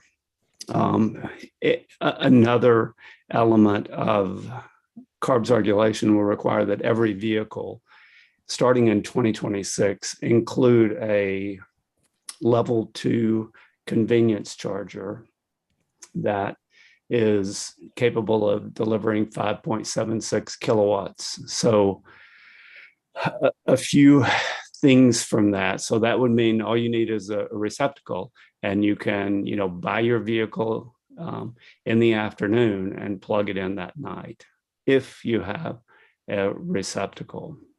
So a few things. I think it will be important to move away from EV capable and move towards EV ready. That way customers can buy the car and plug it in that afternoon. And the second is consider the level 2, the low power level 2, which I think is 3.3 kilowatts now. Certainly the Air Resources Board believes that 5.76 kilowatts, which is a 30 amp breaker, 24 amp, 240 volt, it is necessary for the vehicles that will be required to have mainstream adoption, which is 40, 50, 60, 100% electric vehicles. So those are a couple of ideas to consider. And then finally, of course, new buildings new building is not going to meet the needs of California. It's a very small slice. So I think including this when there's significant retrofits will also be, or significant changes or alterations will be necessary in this next cycle. And again, we're 3 years from the first year of implementation, so it's not long at all. And so that was all I had. And again, I really appreciate the time, and I really appreciate all the work that went into the 2020 code cycle and from HCD and the Building Commission as well. Thank you, Steve. I have a point of clarification. So when you're talking about retrofits, are you specifically talking about non-residential or also residential? Residential. I mean, home is not only where the heart is, it's also where 80 to 90% of EVs are charged. So I think it's critical that we get the charging there for people. It's residential charging. It's the most convenient by miles and miles. It's also the cheapest. It's also the most reliable. So I think getting that to the residential units is critical.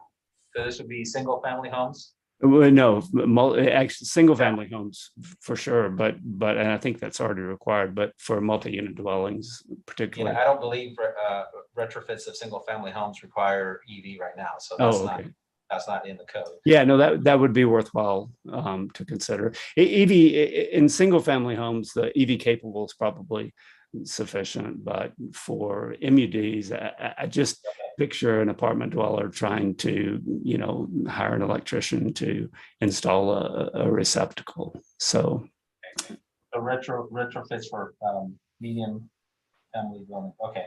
Yes. Okay, did we get all those? This is Emily Withers. Could I ask Steve a question? Sure. Steve, thank you for your comment. Could we get some clarification on your thought process about the retrofits and alterations? What type of retrofits and alterations that you feel would trigger this? Charging retrofit? I think what they were, and I'm not an expert on this. I'm more cars, but I think what's been considered, and it seems consistent, is electric panel upgrades or repaving of parking lot facilities would be two that come to mind. There may be more, so those just come to mind. Yes, Enrique, if I can just jump in here, and sorry for those that have your hands up, but I think relative to this discussion, which is a quite involved endeavor that needs attention and needs to have a lot of discussion, there's a lot of key stakeholders in this meeting that can work to kind of focus on that area and discuss what are appropriate triggers. There's obviously significant, potentially very costly upgrades related to building electrical services and capacity that need to be discussed. So it's a dicey area, but obviously one, as many stakeholders today are describing, needs to be addressed. We think that we agree with that. And this is, face it, all the buildings that we have are existing buildings, and many don't have EV charging requirements that can provide ready access for EV charging. So an area that needs to be addressed. Obviously, we know there's statutory protections that allow existing buildings to be maintained the way they were originally designed and constructed with their existing electrical infrastructure. So lots more to discuss in this area, and HCD is happy to engage in a fruitful discussion here. Thank you.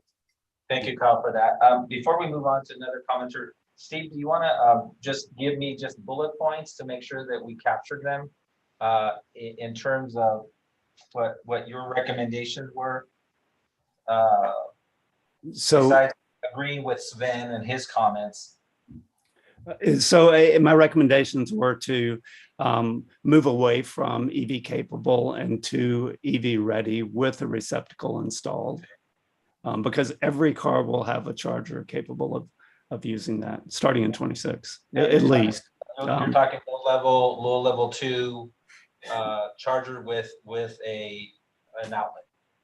Right. Well, part is certainly with an outlet, but and that was the second part is the low power level 2, which is 3.3 kilowatts. I think we should consider meeting the CARB will require a 5.76 kilowatt charger, and they think that's necessary to charge the vehicles that will be required, and so that will be their requirement in the regulations. I imagine. So change 3.3 to 5.7. Exactly. Okay. Steve, an important area for this exact topic that you're talking about with a low power level 2 charger from the factory when you buy your car is if they've settled on a NEMA plug so that receptacles can be designed to match whatever the factory is going to be producing as far as the plug configuration. That's a great point, Kyle. I'm not exactly sure, and I'm not even exactly sure I think CARB's regulations allow either of the two NEMA, but Joshua's here. Yeah, I can confirm offline with Enrique what our proposed rules are, the specifics. I believe we've got code language on exactly what the receptacle design is. Okay, that'd be very helpful. Thank you so much for that. And then there was a third item, which was retrofits for medium family dwellings. Yes, exactly. For communities. Okay, thank you for that. Moving on to Mark Geller. Thank you.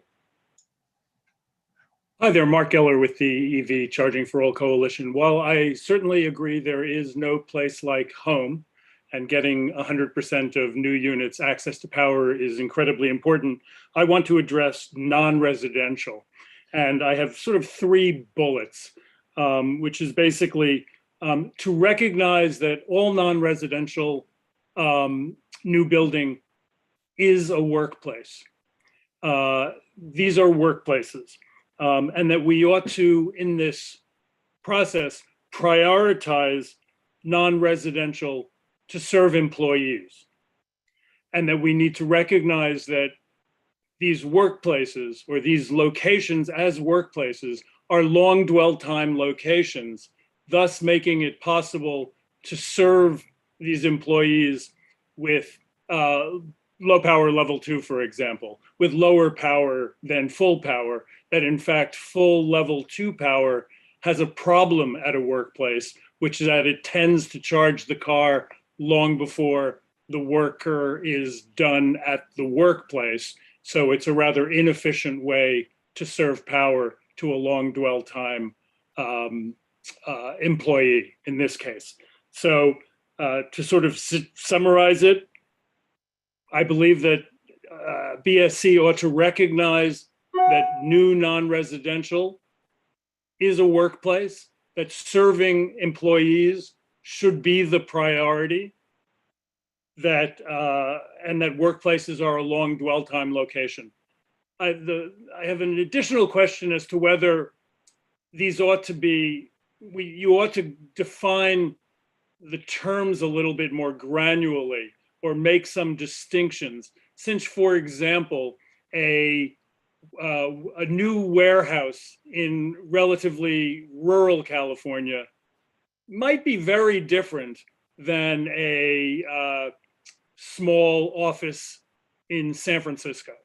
And whether the same requirements will serve in all cases remains an open question for me.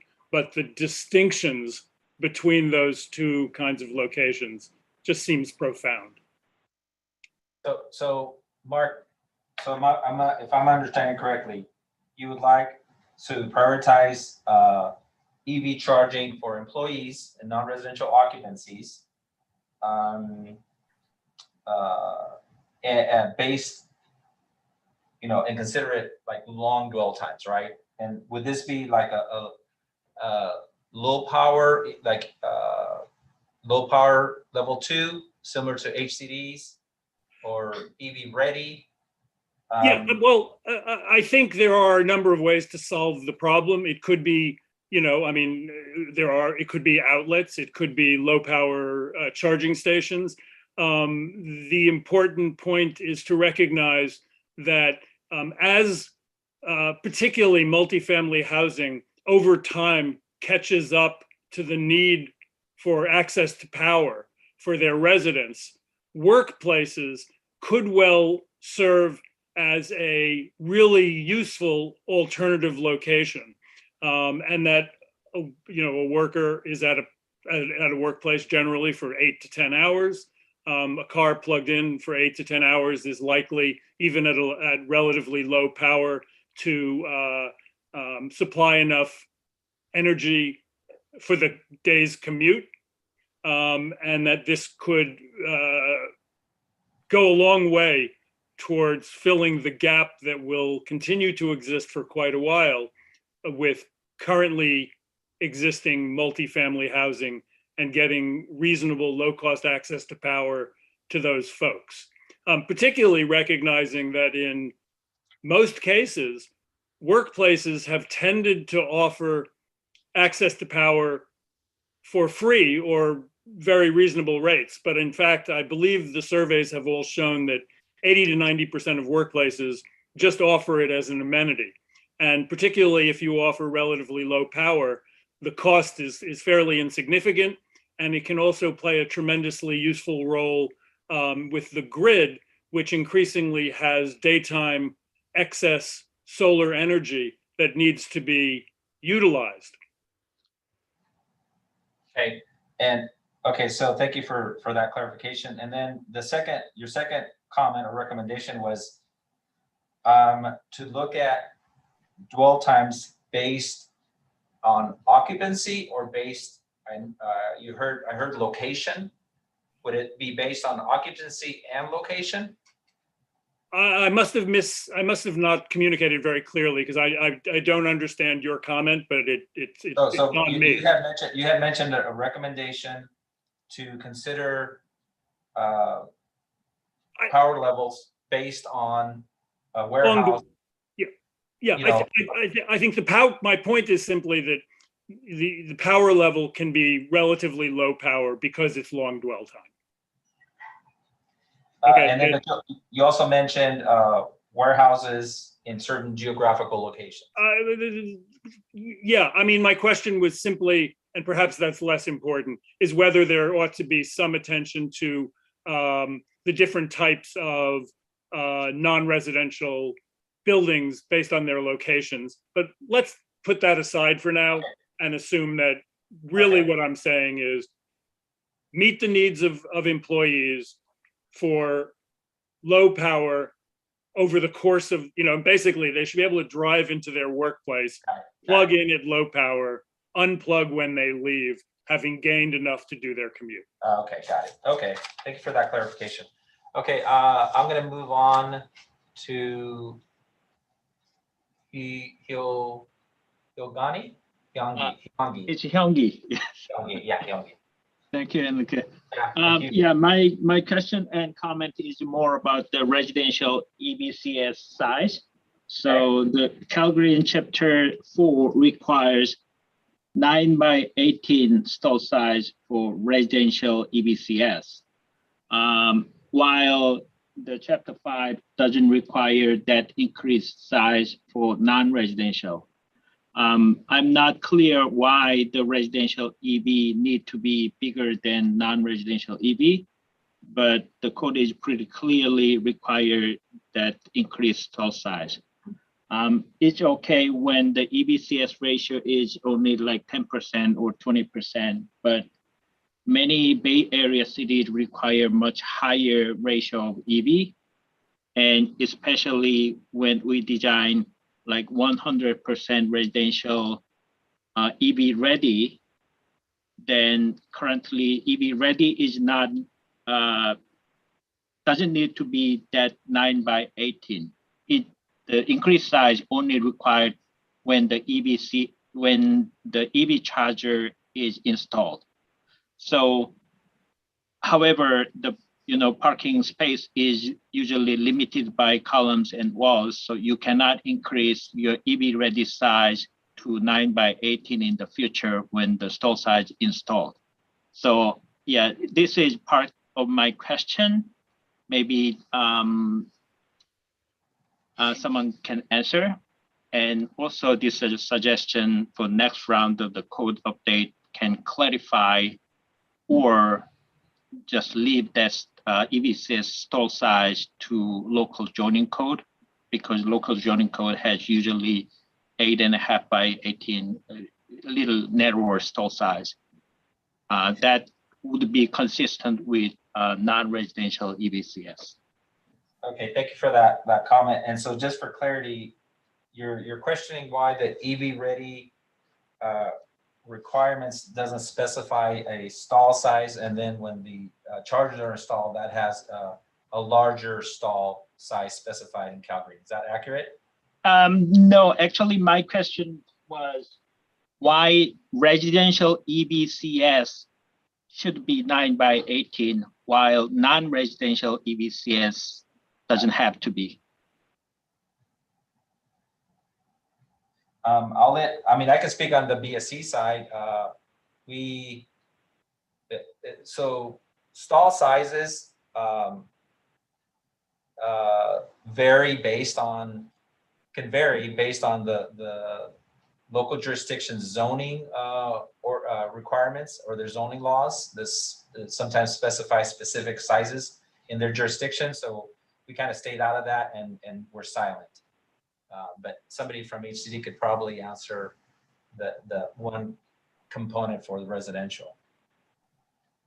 Yeah, this is Emily Withers with HCD. When we originally started with the multifamily requirements at the 3% EV capable, we did think about these spaces that would be reserved for future EV charging, and we did go with those specific dimensions, which actually mirror the parking space dimensions in Chapter 11A, which is for housing accessibility, which allows the space to be a little bit more usable by those who have the needs for that extra space. And we also recognize that some parking spaces could be very narrow, and without really knowing the future of the electric vehicles coming forth, whether that charging port would be at the front or at the side or at the back, we allowed that extra space. But we did specifically say that those dimensions would apply when the charger itself was involved.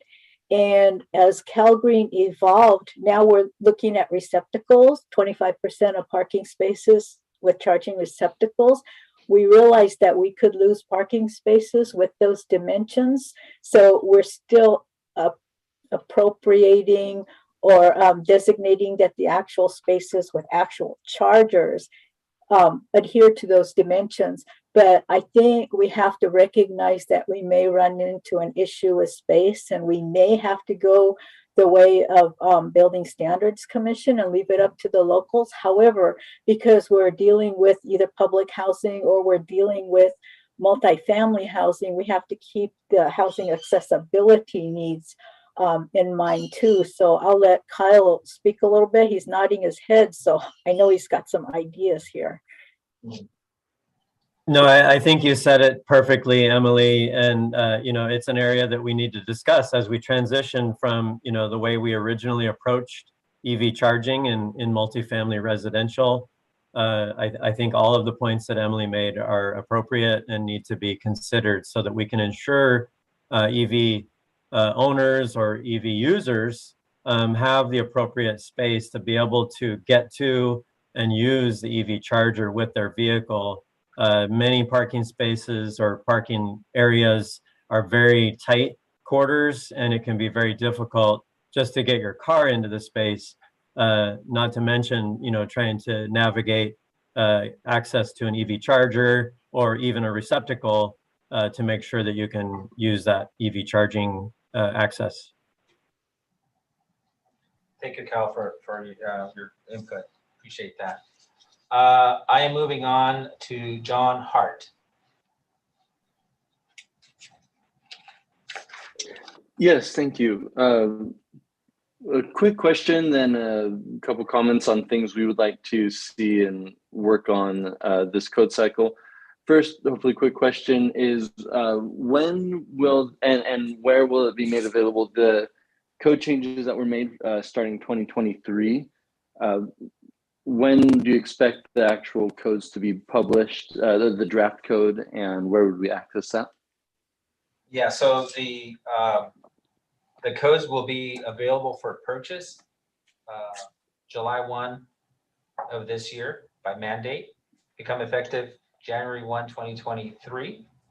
On our website, you can actually go and look at the rulemaking approved final express terms by the commission, but right now they're based on agency, so they're not combined or collated. But I think we will get there. I think we're trying to do that. Sometimes we post those ahead of the printing, but you can certainly go download the CALGreen rulemaking for BSC, DSA, and HCD, and you'll see what those approved code changes are from Okay. from our BSC website under rulemaking tab. Okay, thank you. Then one area we would like to see included in this next round is ADA compliance for EVSC. There are some rules that are different when you're looking specifically at ADA compliance for EVSC and non-EVSC. For example, vertical clearance or width of spaces. In non-EVSC code, that you have multiple options. It could be like vertical clearance of 98 inches or 80 inches. You have different options. Whereas for EVSC, it's only 98 inches. Same thing with the width. There are multiple options as far as how wide they could be.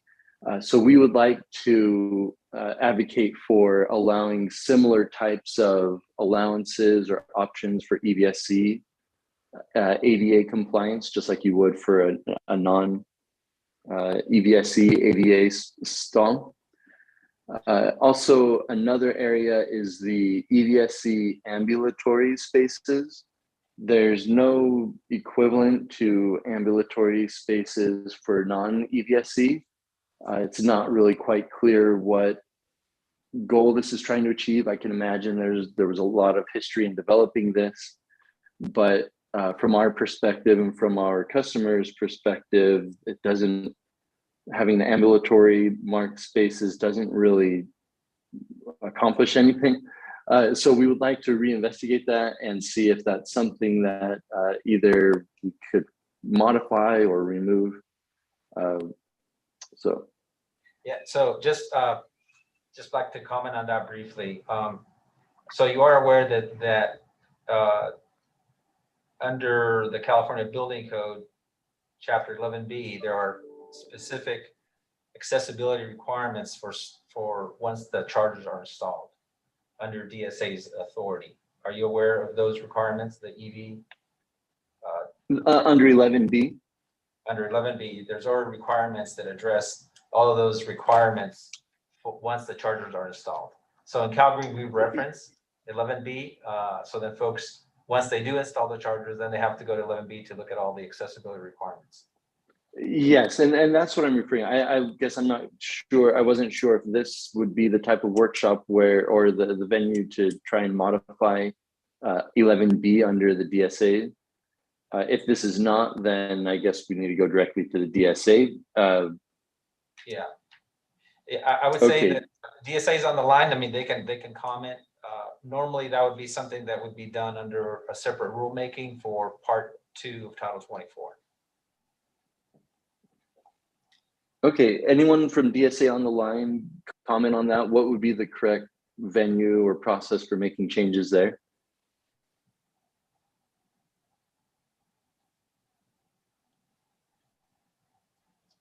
You have Eric or Ida on the line?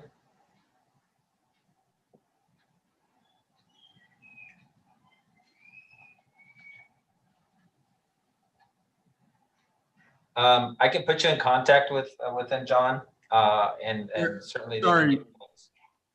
Sorry, this is Paul Johnson with DSA. Sorry, I was on mute. Multiple mutes. Could you repeat the question so I could just make sure I answer it correctly? So, John, Paul, let me repeat the question. The question from John is regarding how do you make pertaining to making amendments to the accessibility currently in the Chapter 11B for the stalls width and equipment, EVSC equipment heights. They're currently codified in Part 2 of Title 24.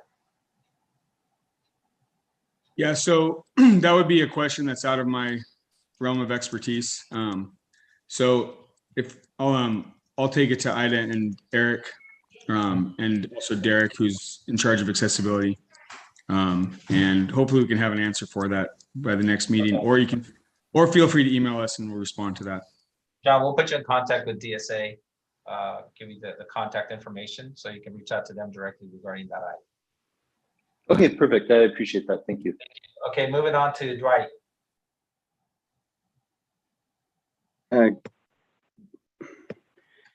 Good morning. Thanks for the opportunity to participate this morning. Stephen Douglas made a really good observation about the alignment between the CARB requirement for the convenience cord set to include a 5.7 kilowatt level starting in 2026. And I would be interested in further clarification of that, because even if the existing code, which requires EV ready at basically 3.3 or 3.8, on a 20 amp branch circuit, once it goes into effect, if all vehicles have a requirement for 5.7 kilowatt convenience cord sets, you're setting up an overload situation where someone pulls the cord set out of their car capable of 5.7 kilowatts, plugs into an EV ready circuit that only can carry 20 amps. You're gonna be popping the breaker right away. So there needs to be an alignment between the convenience cord set capability and the EV ready output capability. So Stephen, great to call attention to this. He suggested realignment changing from 3.3 to 5.7 for EV ready. That has cost implications. I believe you might want to really consider making, and I don't actually understand what CARB is doing with 5.7, so I'd like for a clarification there. But I think you would be better off and has fewer cost implications by making the cord set itself capable of 3.3 or 20 amp, 16 amp output, so that it aligns with your EV ready code. So I have a question: is what's going on with the 5.7 kilowatt requirement for the convenience cord set? Yeah, so this is Joshua at the Air Resources Board. Our proposal is a proposal, so there's possibility for changes, but to be honest, we would prefer to stick with the higher requirement. Our goal is to enable drivers, when they buy the vehicles, to have a reasonable charge capability up to level 2. We recognize that not all homes are going to have that amperage in that circuit. So the proposed requirement is that the cord set with the car be capable to go up to that level on level 2, if those are the circuits that the homeowners have availability for. I'll have to go back and look at the language that we're proposing in the code, and we would certainly the goal would be to ensure that the cord set is not pulling the breakers and tripping circuits, but that there is some way that the vehicle can detect what the circuit capability is. But the goal of that requirement is to provide sufficient power capability for those drivers. Certainly, as we recognize the vehicle's range is getting longer, we want to be able to enable homeowners to be able to charge their car when they have longer range EVs overnight. And so that's why we're pushing for the higher amperage, and we recognize that the building standards currently are at a lower level. Sure. I totally am sympathetic with the higher level for single family dwellings where it's applicable and fine. It's just that you may be setting up a situation that leads to an immense amount of frustration for those living in multifamily housing where the EV ready circuit can only handle 20 amps. So there needs to be an alignment in some fashion between the cord set output, the convenience cord set output, and what's available in multifamily. And there may be another, just like the convenient cord sets today can either do 120 volts or 208, 240 volts. Maybe there needs to be a little flexibility in how the convenience cord set adapters are arranged, such that convenience cord set can handle either 20 amp output or 5.7 kilowatts, right? You could do it. There may be some ways to do that so that you have a better alignment and you don't automatically set up a situation where the breakers are popping for EV ready in apartments and condos. Yeah, fair point. I don't want to dominate this workshop's time on our rule, so I'll make sure and look at our language. We recognize that issue, but the goal would be to not have the cord set trip the home circuit, but have a cord set that can go up to higher powers if possible. Sure, that'd be great. Can you post the information on that part of the regulation that's under consideration, the convenience store set regulation?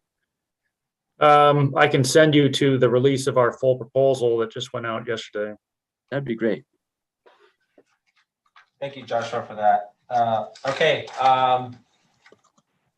Moving on to Linda. We have Linda, Noelani, and then Philip. We have approximately 15 minutes or so, 17 minutes. So I'd like to hear everybody that wants to speak. So we'll keep moving along. Okay, Linda, you have the floor. Thank you, Enrique. So thank you for the chance to provide comments today, appreciating this discussion. On behalf of both Actera, Action for a Healthy Planet, and the EV Charging for All Coalition, I'd like to discuss the principles upon which you base the residential code decisions for multifamily housing. First, keep in mind that California is moving swiftly and inevitably to convert all light-duty vehicles to zero-emission vehicles, no later than 2035. To ensure that transition is both successful and equitable, California residents need a safe, reliable, convenient, and affordable place to charge an EV at home. So every multifamily housing parking space that's built under the next code cycle that lacks EV charging access will be obsolete within a decade and require extremely costly retrofits. So we recommend that you adopt the following principles to guide your code update so it's in alignment with the direction set by the governor and CARB and will provide equity. Principle number 1, center the needs of the residents, not the car companies or the EVSE suppliers. Your role is to support residents to access EV charging at home. You don't have a duty to prioritize the needs of auto companies or the charging service providers. Number 2, make it as easy as possible for residents to have ready-to-go charging. While EV capable is not nothing, it leaves in place very high barriers for multifamily residents to convert EV capable into EV ready. Number 3, understand the vital importance of at-home EV charging. Public charging's role is for long road trips, not regular charging. Also, public charging costs are unregulated, putting residents at the mercy of the market. For the sake of equitable access to the lowest cost charging rates, ensure that all California residents, including those living in apartments and condos and mobile homes, have access to at-home charging. This does not mean to be fast charging, it's at-home charging. Number 4, make it possible for residents to secure the lowest EV charging rates possible. To ensure they can access their utilities time of use rates, require the wiring to be run via the unit's meter. This gives them the agency to select the tariff that's appropriate to their lifestyle and doesn't leave them at the hands of an EVSP or an unregulated monopoly. And number 5, simplify the code. The current minimum code requirement is 5% EVSE, 25% EV ready, 10% EV capable, creating a headache for builders. EVSE is not necessary. Any EV driver with access to an outlet or receptacle can charge without needing the installed EVSE. So save builders the money and complexity by eliminating this requirement. And the EV capable doesn't do much for residents. This, in a sense, your current code only gives 30% of multifamily housing residents access to ready-to-go charging.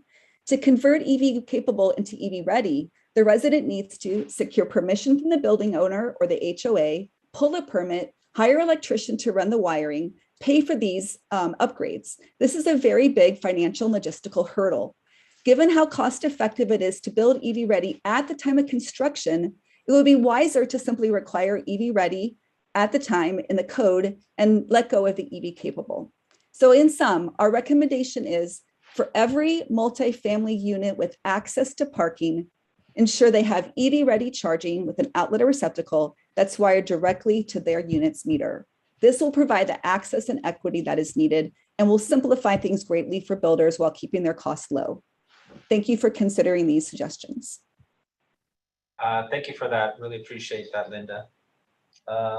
Moving on to Noelani. Hi, Noelani Derrickson at Tesla. First off, thank you to staff for holding this workshop. And we appreciate many of the great recommendations and comments made by stakeholders today, and we look forward to commenting and supporting on them throughout this intervening code cycle. I did, given time, just want to focus on one specific issue. So we agree with the comments made by Electrify America previously regarding the DC fast charging compliance pathway for non-residential building requirements that was passed during the last code cycle. We do appreciate the change for the first time to allow DC fast charging to qualify for compliance. However, given that DC fast charging provides significantly more power than level 2 EVSE, we had originally proposed and worked with stakeholders on a 5-to-1 ratio. So 5 level 2 EVSE would be equivalent to 1 DC fast charging EVSE in order to provide certain commercial buildings with the flexibility of choice to choose between DC fast charging or level 2, or a mix of both, depending on the typical dwell times of people using their parking structure and building. This is in line with the existing requirements in cities like Santa Monica and Los Angeles and Palo Alto. However, the final code that was passed in December, as we now understand it, based on conversations with staff, is that the 5-to-1 ratio only applies for EV capable requirements and not for EV SE installed. And we recommend that that be rectified, that the 5-to-1 ratio should also apply for EVSE installed. And to note, this change really better allows certain commercial buildings that do have those low dwell times to provide EV readiness that best supports building users. And it might be DC fast charging, might be level 2, might be a mix of both. And so that flexibility is definitely important to make sure we're tailoring charging to meet compliance, but that also serves the needs of EV drivers. So I wanted to ask the question for BSC staff to clarify your position on this specific issue and how we can move forward on it. And if there's anything else that you need from stakeholders in terms of support and ideas on this. Sure. Yeah, thank you for that comment. So I just want, first of all, before I answer any questions regarding that, I'd like to ask for clarification. So is what you're recommending to allow for 1 DCFC to comply with up to 5 level 2 chargers, right? Is that in addition to the current regulation where we allow 1 DCFC to comply with 5 EV capable spaces? I just first want to clarify that. That's correct. It would apply across the board.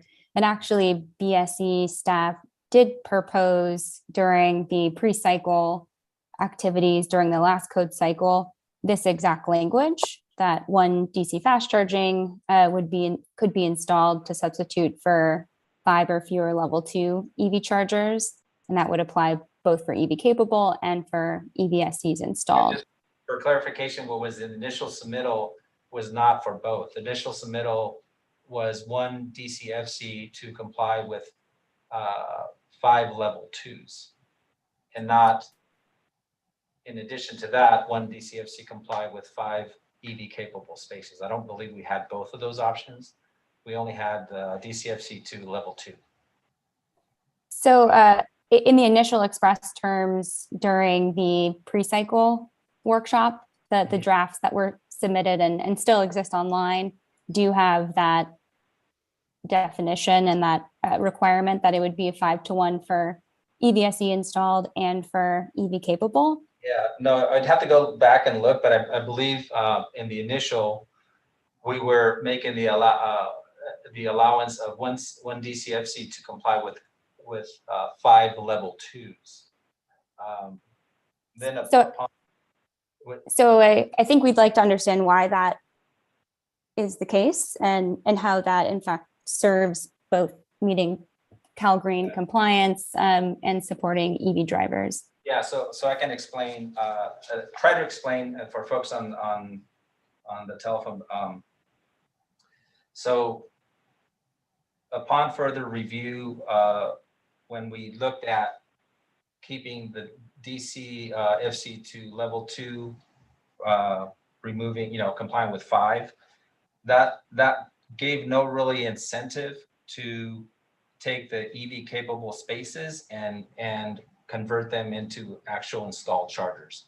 But that basically did, it just basically, for example, when you look at the table, between 76 and 100 vehicles, parking spaces, it currently requires 17 to be EV capable, but then of those 17, 4 needed to be either level 2 or DCFC, right? That's currently how it's written. So if we would have kept the DCFC to replace 5 level 2s, in this case, in that scenario, you would basically eliminate, because it currently requires 4 in any combination level 2 or DCFC. It would only require, for compliance, 1 DCFC, and that would be all you would have to install currently as written. But in addition to that, well, then additionally, you'd have to add at least 1 level 2, because we want to make sure that not all existing vehicles can accept DCFC. So as written right now, with the original proposal, you would require 1 DCFC and 1 level 2. That would comply with the table that required the installed chargers, but that would leave 13 under the EV capable space column or column to require 13 40 amp dedicated circuits. So when we did the math, if I do the math, if I've done it correctly, it would require 520. It would require 13 EV capables, 13 times 40 is 520 amps, right? And would require, then it would require 520 plus an extra 80 plus 40. Yeah, so basically it would require almost 600 amps if we would have left it according to the initial submittal. And so the intent was to get more chargers installed by allowing a DCFC to basically comply with 5 EV capable spaces. So you're basically eliminating 5 times 40, right? So the idea was to reduce power at the site by installing more DCFCs, and then we left an option for the installed chargers to be either level 2 or level 3. So this would actually, the way that it's written, actually allows the flexibility that I believe allows for those specific occupancies that require or would want a more, let's say, faster charging. The way it's written allows for all that to happen and reduces the required power at the site. So, we did an analysis, and we have some calculations in our CALGreen guide, 2022 CALGreen guide, that goes through the math and shows the different compliance options and the flexibility that can be achieved with the current table. I think there's some misunderstanding as to how this table is supposed to, the compliance with this table and the flexibility. I think there's some misunderstandings into how this table is meant to work. I know it's difficult to do that over the phone, but we can certainly provide and have that sidebar conversation or provide more input on that. Yeah, thank you for going through that. It definitely is a little complicated and tough to figure out how to actually comply with the table requirements. So, would love further conversations on this to make sure we all understand. Sure, and I think the guide does a good job of doing some mathematical equations and showing possible compliance options. Thank you for your Great, comments. thank you. Thank you. I'm going to move on to Philip. We're really running on a shortened time, so I would like to have Philip give the floor to Philip. Thank you, Enrique. I will be brief here. Again, Philip from Peninsula Clean Energy. So before the working group here revisits the questions of what type of charging and how many chargers should be in the code for multifamily, I really strongly suggest that this working group sets a goal to accurately determine the daily energy needs for EV drivers at multifamily properties, really as a step one objective of the working group. So how much energy does a typical EV driver need every day? There should be an analysis of travel patterns, dwell times, variability across the state. And what percent of, so a second goal in that would be what percent of daily energy needs should the threshold be for the codes? 90%, 95%, 97%? We should have a conversation and a discussion and then set a goal about what those should be for the codes.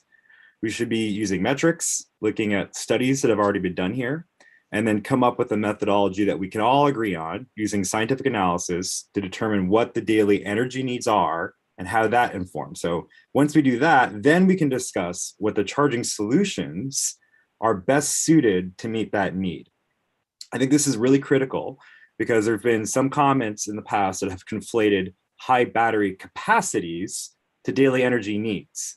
And I think what that speaks to is the need for a set of principles that were designed to in the code to really scientifically determine what are the daily energy needs, what are they really? So instead of starting with charging solutions with no context, let's first agree on the problem and then use that analysis to inform what solutions are appropriate. And I think this working group is really an excellent opportunity to do that. Okay, thank you, Philip. Okay, quickly moving on to Matthew.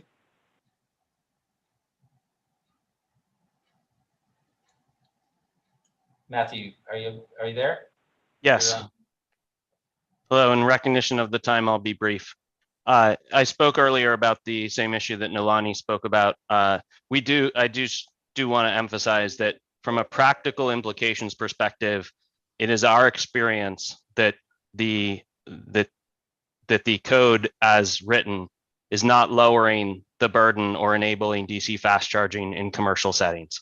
So we're happy to go into detail on that, on why that's the case, but that's the clear and kind of unquestionable effect of how the code is written at this time.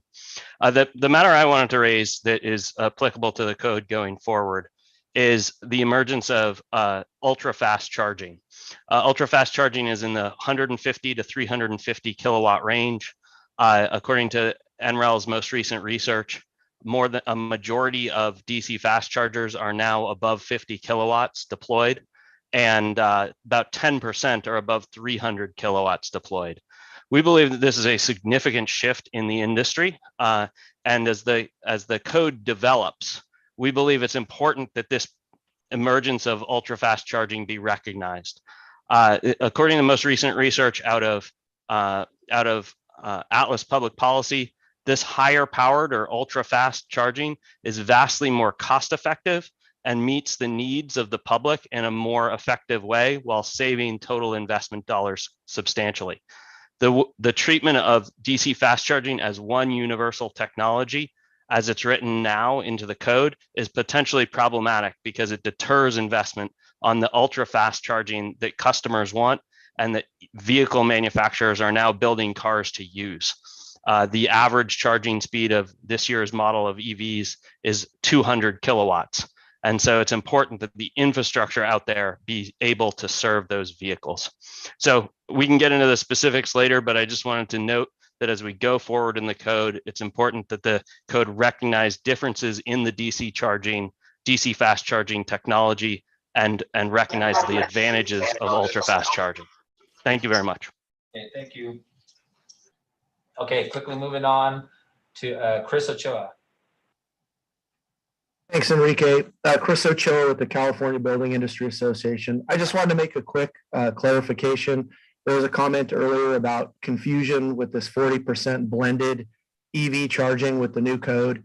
This takes effect January 1 of 23. So we're not there yet. in this code cycle, we went from a 10% to a 40% blended for EV charging and new multifamily construction. That's a significant jump. But again, I just want to clarify, we're not seeing builder confusion because has not yet taken effect. So I just want to make that clarification. And we're working with one of the EV coalitions. I know comments earlier, and I think Sven made it, trying to thread the needle. We've had a number of conversations with Sven and his coalition already this year. So we'll continue to work with them. But I just want to make that clarification from the building industry. Thanks. Thank you, Chris. Let's see, I have Dwight. Okay, you have the floor. Thank you again. I just want to highlight the fact that this discussion demonstrates that when you have a complex code structure, it can lead to confusion, not only amongst the experts, but I feel sorry for the building officials, the permitting offices. The need to simplify the code is really important, and EV ready across the board. Make sure that every apartment condo that has access to parking also have a charging place. The idea that someone would come home who lives in an apartment or a condo and have to get in a gas station line for DC charging at night when they come home, it's not just the concept doesn't sit well with me, that you have to get in a gas station line when you come home. And I think that the comment that Matthew offered about the code being able to acknowledge much higher power charging from DC charging at this point kind of highlights that. And that is, if you're going to allow DC charging, you better allow as short a line in that gas station as possible, because the idea of having to stand in that gas station line when you come home every night is not very appealing. And the better solution is that every apartment or condo have access to charging through their own meter, so that when they come home, it's extremely convenient to plug in their vehicle. And that's the most important thing that will drive EV adoption and get to the goals that CARB just established the other day. Thank you very much. Thank you for that. Let's see. I have Mark Geller and Matthew, and then we're already 5 minutes past. So let's be to the point, brief and to the point. Thank you. Very quickly, I just want to request that BSC pay very serious attention to Philip Kubernick's request to get to look at and analyze how people are actually charging. I have requested of CARB for many years that they get access to the data that exists at the car companies as to how people actually charge, what percentage of insertions happen at each voltage, and what amount of power, what percentage of power is transferred at each voltage, in order that smart, efficient decision-making can be made as to how to spend resources, or in this case, what sorts of codes ought to be written. So please consider figuring out a way to do the analysis with all of our help that Philip has requested. Thank you very much. Okay, thank you for that comment. I have Matthew Nelson. Yes, I'll be very brief. I just wanted to respond to Dwight's comment just now. When we talk about alternative compliance and the value of ultra fast charging, we're talking about that at commercial establishments. We don't believe that ultra fast or DC fast charging even is a reasonable or viable pathway for residential charging, as Dwight alluded to. This is to serve customers and visitors to short dwell time commercial locations like pharmacies, grocery stores, shopping centers. That's where we believe it's incredibly valuable and incredibly important, and most importantly, serves an equity need for those that aren't able to charge at home. Thank you very much. Okay, thank you, Matthew. Okay, I think we're 7 minutes over. Anybody else would like to comment? If not, I'd like to wrap this up and move through, a lot of comments that have been talked about today. I'd like to do a recap, if at all possible at this moment.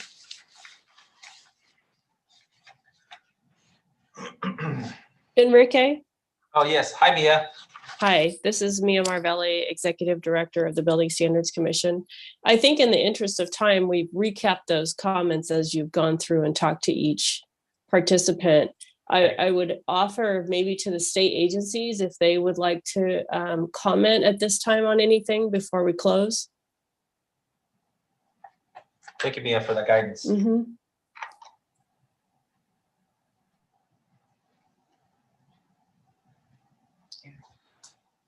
Okay. Hi, Eric. You have the floor. Just wanted to thank everybody's participation today. It's very valuable input. Certainly a lot of the discussion centered around multifamily, so I won't speak to that, but certainly we are very interested in input, receiving input as it relates to non-residential and of course, somewhat selfishly to DSA specific to schools. So as we move forward, I really look forward to being involved in this and receiving your feedback. Strongly encourage everybody to remain with us and keep after it. It's a goal that DSA, sustainability in general, is a goal that DSA holds dear to its heart, and recognize the pressures we're under to keep up with changing technology requirements, and certainly acknowledge that. So just wanted to extend my thanks to everybody for your participation today. Yeah, thank you, Eric. I do see one commenter. Yeah, hi, this is Christos with the LA Unified School District. And Eric, thanks for that. I was just trying to understand a lot of the challenges that we're facing. I think there were a lot of comments that were made in this meeting, but in terms of K through 12, I like the idea that we have to better understand the challenges and understand the need, so we can be able to help support electrification throughout.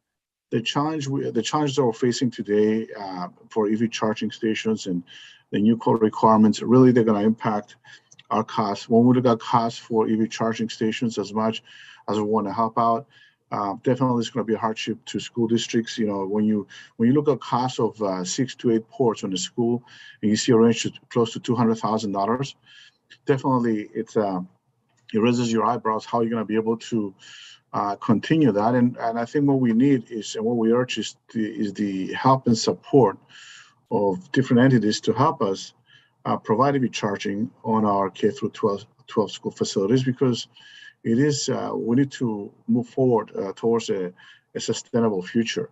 We're all supportive, and we need to help electrify as much as we can, and support our teachers, our schools. But at the same time, if there's any opportunities for grants or anything to help offset some of those costs, and we're going to think how we're going to make this to help support this effort, I think that will be great. So just a quick comment. Thanks. Yeah, thanks for your comment. Thank you, Christos. Closing our thoughts from HCD.